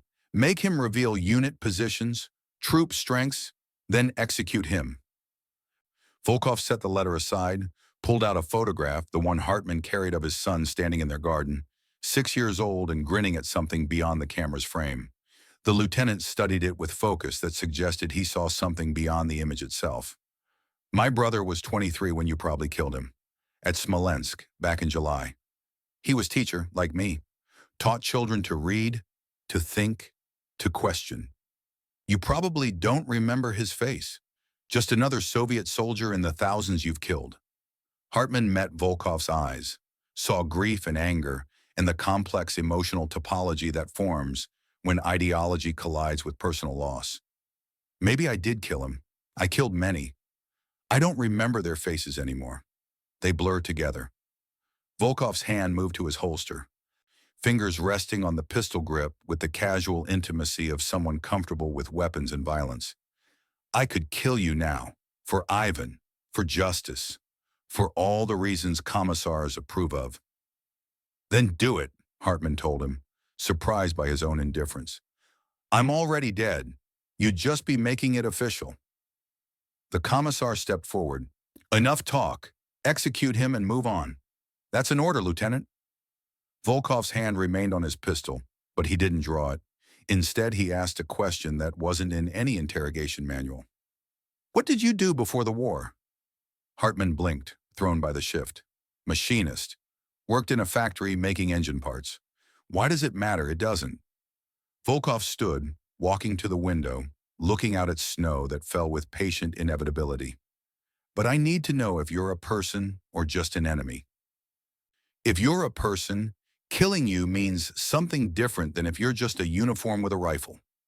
The room fell silent except for wind outside and the commissar's impatient breathing. Hartmann felt himself breaking, exhaustion and loss, and the cumulative weight of watching everyone under his command die, stripping away the protective numbness that had sustained him. "I sacrificed a boy to save my unit, 18 years old. Left him in the snow because carrying him meant everyone died instead of just him." His voice cracked. "I gave him morphine and a pistol and walked away. Heard a gunshot 50 meters later. Thought he'd killed himself." "That's what I am. A man who follows evil orders and calls it duty." Volkov turned, studying Hartmann with intensity that felt like archaeology, digging through layers to find whatever remained beneath. "Does that absolve you?" "No, nothing absolves me. I know what I am. I'll carry that boy's face until I die. Won't sleep without seeing him. Won't wake without remembering. But knowing doesn't change anything. Doesn't bring him back. Doesn't make me better." The commissar's patience expired. "Lieutenant, I'm ordering you to execute this prisoner. Now." Volkov's hand finally drew the pistol, the motion smooth and practiced. He checked the chamber, verified ammunition, actions performed with the efficiency of routine. Yes, sir. Artillery exploded nearby, unrelated German shelling that had become sporadic and inaccurate as ammunition dwindled. More gesture than tactical action. The building shook, candles guttering, smoke drifting through gaps in walls. The commissar ducked reflexively, self-preservation overriding political authority. For the moment it took chaos to assert temporary dominance. Volkov moved in that moment, cutting the wire binding Hartmann's hands with a knife pulled from his belt, leaning close enough to whisper words the commissar couldn't hear over the explosion's echo. Run. East, then south. Go. Hartmann stared, not comprehending. Why? Because someone should survive this with their humanity intact. Not me. Maybe you. Volkov pressed the letter and photograph into Hartmann's hands. Your brother? My brother is dead. Killing you won't resurrect him. But letting you live might mean something. I don't know what. Maybe nothing. But it's the only choice I have that doesn't make me exactly what I'm fighting against. Another shell landed, closer, the concussion knocking loose boards from the ceiling. The commissar shouted for soldiers, for response, for someone to take control of the situation that had escaped his authorities' grasp. Hartmann ran, stumbling through doorways and corridors, emerging into snow that had become familiar enemy. His only remaining ally, the chaos that covered his escape. Behind him, Volkov's voice called orders to search for the prisoner, the words carrying just enough delay to give Hartmann the seconds he needed. He ran east as instructed, then south, putting distance between himself and capture, between mercy and the Soviet lieutenant who'd extended it for reasons that transcended military logic.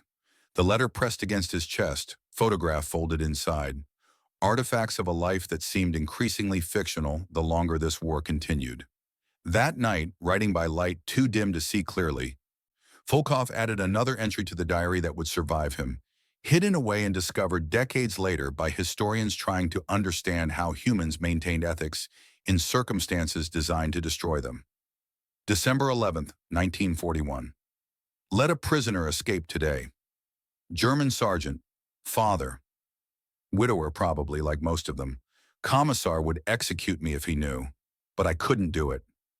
He broke down, admitted his guilt, showed more humanity than most, told me about abandoning a boy to save his unit. The guilt was destroying him from inside. I thought killing him would honor Ivan, but Ivan taught me mercy matters more than revenge. Would Ivan want me killing fathers? Taking sons from children who'll grow up wondering what happened to Papa? I don't think so. Ivan was better than that, better than me, so I let the German go. His name was Klaus Hartmann. If he survives, maybe he'll remember a Russian showed mercy. Maybe that matters. Maybe it doesn't. I've traded my soul piece by piece in this war. Today I bought a small piece back. Is one German's life worth my soul? Ask me when this ends. If it ends. If any of us survive long enough to ask questions that matter. Hartmann walked through the night, alone for the first time since deployment, solitude amplifying awareness of how thoroughly the war had consumed everyone he'd known. Peter, presumably dead by his own hand or hypothermia. Hans and Friedrich and Kurt, frozen in a circle that first terrible night. Schmidt and the others, shot during the retreat. Weber dying in his tank because honor demanded staying with metal that couldn't appreciate the sacrifice. 64 men reduced to 1. The mathematics of attrition playing out with statistical inevitability, survival the exception rather than the rule. Each breath borrowed time that probability suggested would be reclaimed soon. He reached what remained of the reorganization point at dawn, finding 380 men gathered where promises had suggested thousands. Reality falling short of official optimism by orders of magnitude. They occupied buildings and dugouts and improvised shelters, faces uniformly showing the erosion that comes from fighting enemies on multiple fronts simultaneously, cold and hunger and Soviets, and the growing certainty that high command had forgotten or abandoned them. A runner approached, young corporal with eyes that had seen too much too quickly. Sergeant Hartmann? You're listed as KIA. Records show your unit destroyed. Not quite, Hartmann replied. though the distinction between destroyed and effectively destroyed seems semantic at this point. 4 survived initially, then 1. Now just me. The corporal made notes, updating casualty lists that grew longer, while available paper grew shorter. You're assigned to Provisional Unit 17. Report to Lieutenant Baumer. We're expecting supply convoy tonight. Rescue vehicles. Evacuation orders. Hartmann felt something stir, cautious and fragile, a sensation he'd almost forgotten. Hope. When? 1800 hours. Confirmed by radio. 20 trucks, medical personnel, winter equipment, finally. We'll be out of here by morning. The news spread through their reorganization point like electricity through copper wire. Men's faces brightening with the first genuine optimism they'd permitted themselves in weeks. Relief was coming. Not promises or propaganda, but actual vehicles with actual capacity to remove them from this frozen hell and transport them somewhere rear area safety still existed. Preparation began immediately. Officers organized priority lists, wounded first, then frostbite cases, then those most likely to survive if given proper medical attention. Men checked equipment, discarding anything non-essential, making themselves light for travel. Someone started singing, nervous energy seeking outlet through voice, and others joined, tentative at first, then growing in confidence. Hartmann participated mechanically, following routines while keeping emotional investment minimal. He'd learned not to trust hope, having watched it die too many times to believe in its permanence. But the men around him lacked his accumulated cynicism, permitted themselves to believe rescue was hours away, and he wouldn't steal that from them by voicing doubt. 1800 hours approached with agonizing slowness.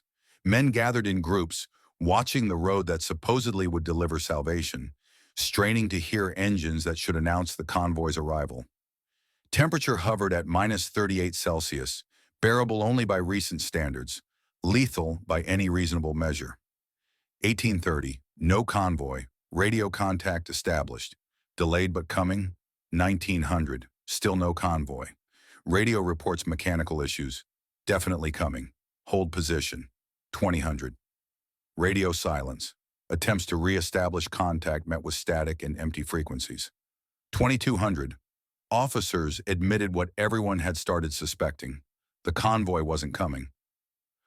Had been destroyed or diverted or simply never existed except as optimistic planning that collided with logistics reality. The hope died, not dramatically, but through gradual suffocation, oxygen leaking from the balloon until only deflated membrane remained. Men who'd been animated with anticipation returned to hollow-eyed resignation, the emotional whiplash more damaging than if they'd never permitted themselves optimism. Hartmann watched a young private, barely 20, sit down in the snow and laugh, the sound carrying hysteria's edge, sanity fraying under stress it hadn't been designed to withstand. Of course the convoy isn't coming. Why would anything good happen? This is hell. We're already dead. We just haven't stopped moving yet. The lieutenant tried to restore order, voice carrying authority that circumstances had undermined. New orders. We evacuate on foot. March to secondary position 60 kilometers south. Regroup there. 60 kilometers. 380 men, most wounded or frostbitten or sick, marching through snow and Soviet patrols and cold that would kill stragglers as efficiently as enemy action. The arithmetic was transparent. Not all 380 would complete the journey, perhaps not even half. They marched at midnight, darkness absolute except for stars that offered light but no warmth, beauty but no mercy. The columns stretched and fragmented within the first hour, gaps appearing as faster men pulled ahead and slower ones fell behind, cohesion dissolving into individual survival struggles. Soviet harassment began immediately, ski patrols hitting the column's flanks, firing and vanishing, each attack claiming 2 or 3 or 5 victims, attrition compounding until the casualty list rivaled the survivor list. Hartmann walked in the middle of the formation, conserving energy, maintaining pace that exhaustion could sustain, surviving through competence that had become automatic after months of practice. Men fell around him, some from bullets, more from simple exhaustion. bodies reaching limits and ceasing function as abruptly as machines whose fuel runs dry. He passed a soldier sitting against a tree, rifle across his lap, face peaceful. Stopped to check for pulse, found none, kept walking. Later encountered two men who died holding each other, seeking comfort in final moments. Intimacy born from shared annihilation. Kept walking. The march consumed 3 days, 60 kilometers traversed in 72 hours, each hour costing lives that statistics would summarize and families would mourn. The column arrived at the secondary position with 190 men from the original 380, 50% casualties during what reports would characterize as tactical repositioning, language sanitizing slaughter into acceptable bureaucratic terminology. Hartmann survived again, somehow, defying probability through skills he'd developed and luck he couldn't explain. But survival felt less like victory and more like sentence extension, punishment deferred rather than avoided. December 15th marked the temporary stabilization of German positions, Soviet advance slowing as their own supply lines stretched beyond efficient support range, winter applying its leveling pressure to both sides. The immediate crisis passed, replaced by chronic emergency that would persist until spring permitted conditions under which actual warfare could resume. For Hartmann, stabilization meant assignment to recovery details, units tasked with locating and identifying bodies that snow had buried during the retreat. Grim work, emotionally devastating, necessary for maintaining records and providing closure to families who'd eventually received notifications about sons and husbands, and fathers who'd died in snow rather than glory. They worked in teams, probing drifts with poles, excavating when they found resistance that suggested human remains rather than rocks or logs. What they discovered varied in preservation state depending on how long the body had been frozen, how much snow had insulated it, whether scavengers had found it before the recovery teams. Some looked almost alive, frozen so quickly that cellular damage remained minimal, faces peaceful as if sleeping. Others showed trauma's marks, wounds visible even through ice. Death, having been violent before cold, made it permanent. A few had decomposed partially before freezing, creating grotesque hybrid states between flesh and rot and ice. Hartmann found Hans from his original unit, the Berliner who'd talked about his daughter Sophie, the one who'd shared the last cigarette that night before everything ended. Hans sat against the same pine tree where he died, photo of Sophie still clutched in frozen fingers, the image preserved even though the man holding it had become sculpture. They excavated him carefully, recorded his identity, removed personal effects for eventual transmission to family. Hartmann took the photo, added it to the collection he'd accumulated, artifacts of men who died under his command or in his presence, evidence that they'd existed even if the war erased them from active participation in history. Each recovery added weight, psychological burden compounding until Hartmann moved through days in fugue state, present but disconnected, performing tasks mechanically while consciousness retreated to interior spaces where grief and guilt resided too densely to permit other emotions. Winter deepened through January and into February, temperatures remaining lethal, snow accumulating to depths that made movement nearly impossible. The war entered suspended animation. Both sides hunkered down waiting for conditions that would allow resumption of killing at scale rather than the individual murders that cold facilitated. Hartmann survived, kept breathing, maintained biological function, but something essential had died along with everyone else. Capacity for hope or joy or connection severed by relentless exposure to death and suffering. He existed. Survival meant less than it should have. Continuation without purpose. Breathing because stopping required more effort than continuing. Spring arrived reluctantly in April 1942. Temperature rising above freezing for sustained periods. Snow beginning its slow dissolution into mud and memory. As white blankets receded, they revealed what they'd hidden. Battlefield archaeology exposing winter's harvest. The recovery teams worked overtime, finding bodies daily, sometimes hourly, corpses appearing from melting drifts like dark flowers blooming in reverse. The scale exceeded all estimates. Tens of thousands frozen and buried and forgotten, now demanding acknowledgement as physics reversed winter's preservation.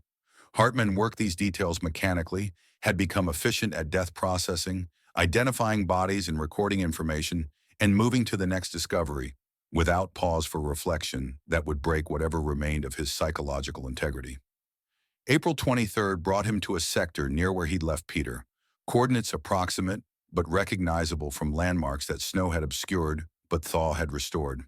He expected to find the boy's body, hoped to recover it personally, grant it whatever dignity burial could provide months delayed. Instead, he encountered a Red Cross official, German, carrying lists and files, and the bureaucratic apparatus that tracks soldiers through life and death in the administrative spaces between. Sergeant Klaus Hartmann?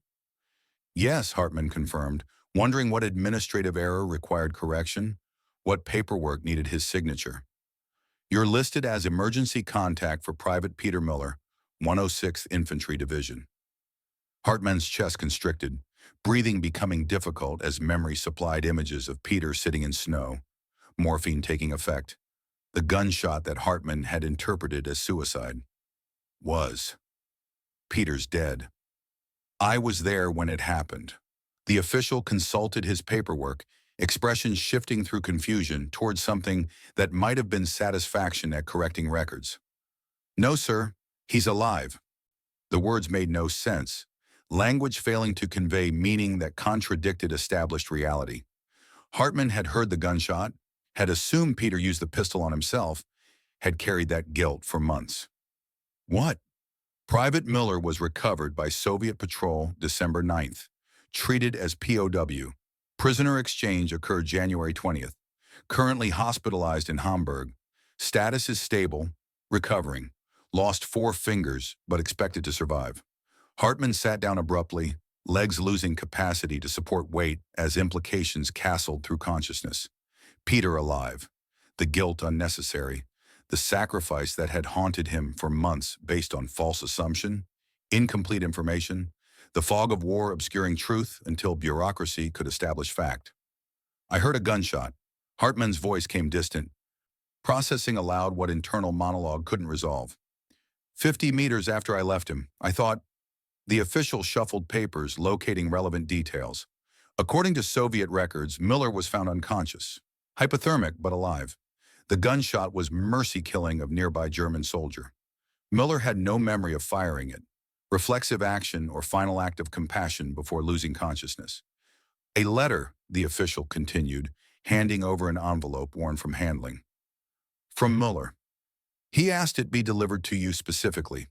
Hartmann took it with hands that trembled, fingers struggling with the envelope's seal, pulling out pages covered in awkward left-handed writing, Peter having lost his dominant hand's functionality to frostbite. Dear Sergeant Hartmann. The words blurred as Hartmann's eyes struggled to focus through emotions he'd suppressed for months. They told me you think I'm dead. I'm not. Thanks to you. You saved me by leaving me. If you'd stayed, we'd both be dead. If you'd carried me, everyone would be dead. You made the right choice. I forgave you before you even left. The Soviet who found me could have left me to die. Instead, he carried me to their medic, saved my life. His name was Lieutenant Volkov. He said to tell you mercy travels both ways. He said you'd understand. I don't know what that means. But I'm writing it for you like he asked. I'm alive. Greta said yes. I proposed from hospital bed. We're getting married in June. You're invited. That's an order. Come home, Sergeant. The war took enough. Don't let it take you too. Your soldier, Peter Miller. Postscript. I still have the pistol you gave me. 6 bullets. Never used them. Kept them as a reminder that someone believed I'd survive. You were right. Hartmann read the letter 3 times, each pass revealing new layers of meaning, new complexities in what he'd thought was simple narrative. Peter alive because Hartmann abandoned him. Volkov saving Peter after letting Hartmann go. Mercy traveling both ways, circulating through the war's brutality like antibodies fighting infection, insufficient to cure but preventing total moral collapse. The guilt remained, would remain permanently, but its nature had transformed. No longer simple remorse over causing death. Now something more complex, survivor's burden combined with recognition that right choices sometimes feel wrong, that outcomes diverge from intentions in ways neither planning nor hindsight can fully control. He'd saved Peter by leaving him, 11 others by making that choice. But Hans and Friedrich and Kurt had died despite his efforts. Weber had died from honor. Schmidt and the others had died during retreat. 64 men reduced to scattered survivors, each death a name and face he'd carry forever. Was it worth it? 55 dead for 9 alive? The arithmetic resisted ethical evaluation, numbers insufficient to contain the complexity of human value and sacrifice, and the impossible calculations war demanded. Hartmann stood in melting snow, letter clutched against his chest, surrounded by bodies emerging from winter's preservation, and tried to process what survival meant when so many hadn't. Spring's sun warmed his face, first genuine warmth he'd felt in months, and he closed his eyes, seeing Peter's face, young and alive and grinning at Greta's acceptance. Seeing Volkov's face, enemy turned savior for reasons ideology couldn't explain. Seeing Hans and Friedrich and Kurt, frozen together, dead but not forgotten. The White Abyss had taken 55 of his men, but Peter survived. That had to mean something, had to justify the choices made, the sacrifices required, the guilt that would persist regardless of justification.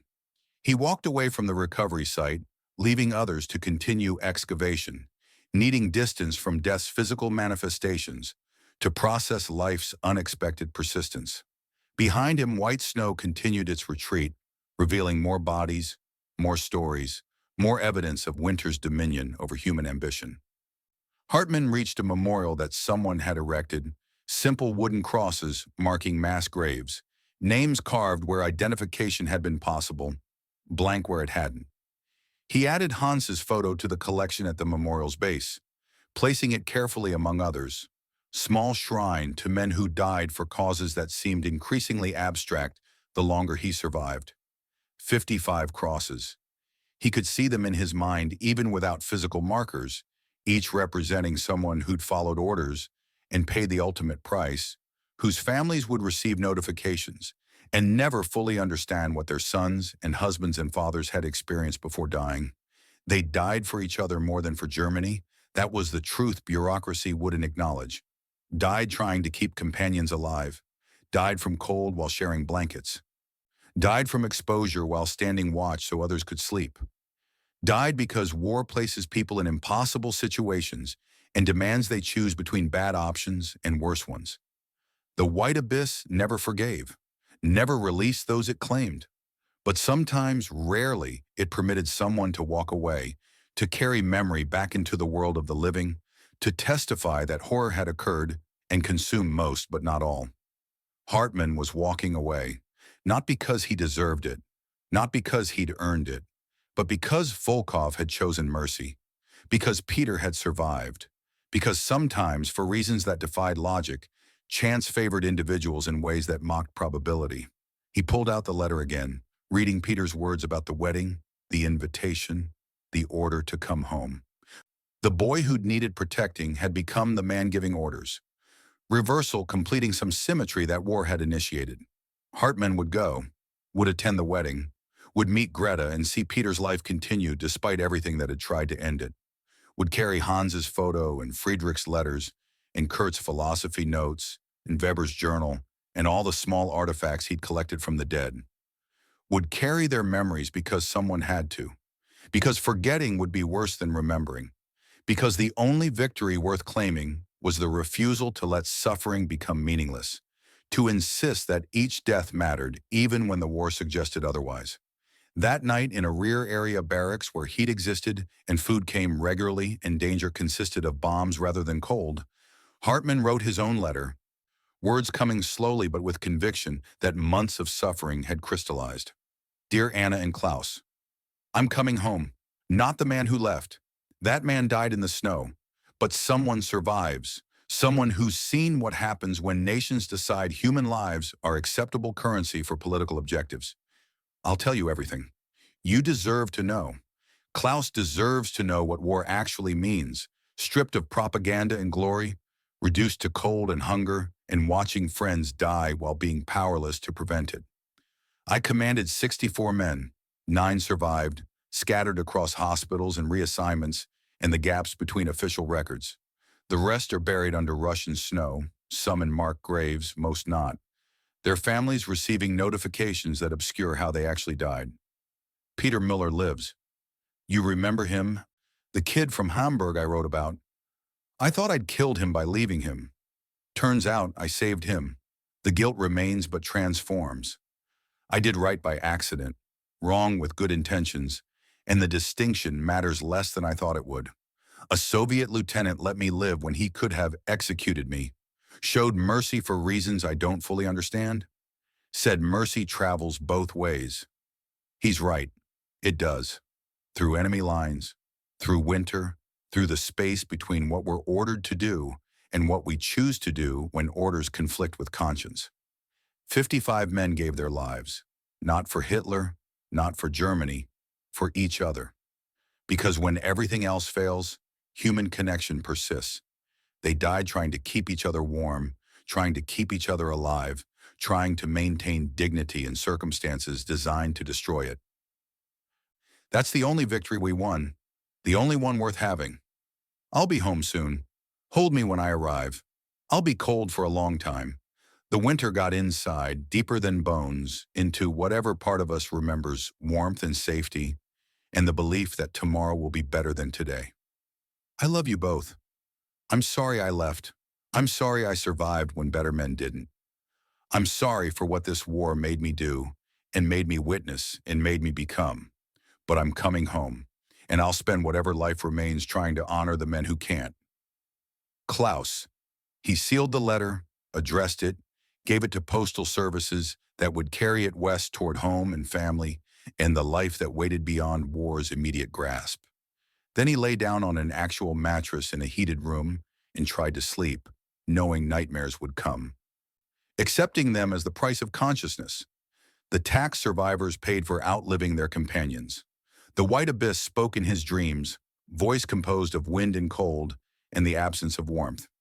It recited names, all 64, perfect roll call of men who'd served under his command. Hans, Friedrich, Kurt, Schmidt, endless litany of the dead demanding acknowledgement. He woke before dawn, lay in darkness reviewing what survival meant. Peter alive, marrying Greta, building life beyond war's reach. Volkov choosing mercy despite ideology's demands.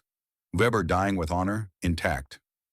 Hans and Friedrich and Kurt frozen together, brotherhood persisting past biology's surrender. The war had taken 55 of his men, but it couldn't take their humanity. Couldn't erase the moments of kindness and sacrifice and connection that had persisted despite everything designed to destroy such qualities. Weber died with his tank, but his honor remained. Peter lost fingers, but gained lifetime. Volkov let an enemy go and saved his own soul. Hartmann survived and would carry everyone else forward through memory and testimony. The white abyss was patient. The white abyss was eternal. The white abyss never forgave. But sometimes, just sometimes, it released someone. Not because they deserved it, but because someone else decided enough death for today. That was the real story. Not about those who died. About those who lived and what they carried home with them. The dead rested in snow. The living carried snow in their hearts, forever. June arrived with summer's warmth. Germany impossibly green after months of Russian white. Life persisting despite war's attempts at universal consumption. Hartmann attended Peter's wedding, stood among guests who hadn't experienced what he and Peter shared. Watched the boy who'd survived become a man choosing future over past. Peter approached afterward, left hand extended in greeting, right hand's absence visible but not defining. You came. I was ordered, Hartmann reminded him, managing something close to a smile. Can't disobey direct commands? They stood together, two survivors among the living, carrying weight invisible to everyone else, connected by suffering that transcended explanation. Peter's fiancée, now wife, approached radiant in white, innocence that war hadn't touched, future unshadowed by past. This is Greta. Peter's voice carried pride and protective love. Greta, this is Sergeant Hartmann, the man who saved me. Greta extended her hand, gratitude evident in expression and posture. Thank you for bringing him home. Hartmann took her hand gently, aware of the half-truth they believed, the full story too complex for wedding celebration. He saved himself. I just gave him the opportunity. Later, alone for a moment, Peter asked the question Hartmann had expected. Do you think about them? The others? Every day. Hartmann watched dancers celebrating life, temporary victory over death's inevitability. Every night. They're always there. Does it get easier? Hartmann considered lying, offering comfort that experience contradicted. No, but you learn to carry it. Learn to live with weight that never decreases. And sometimes, watching you with Greta, knowing you survived and built this life, that helps. Makes the weight mean something. I have the pistol still, Peter confessed.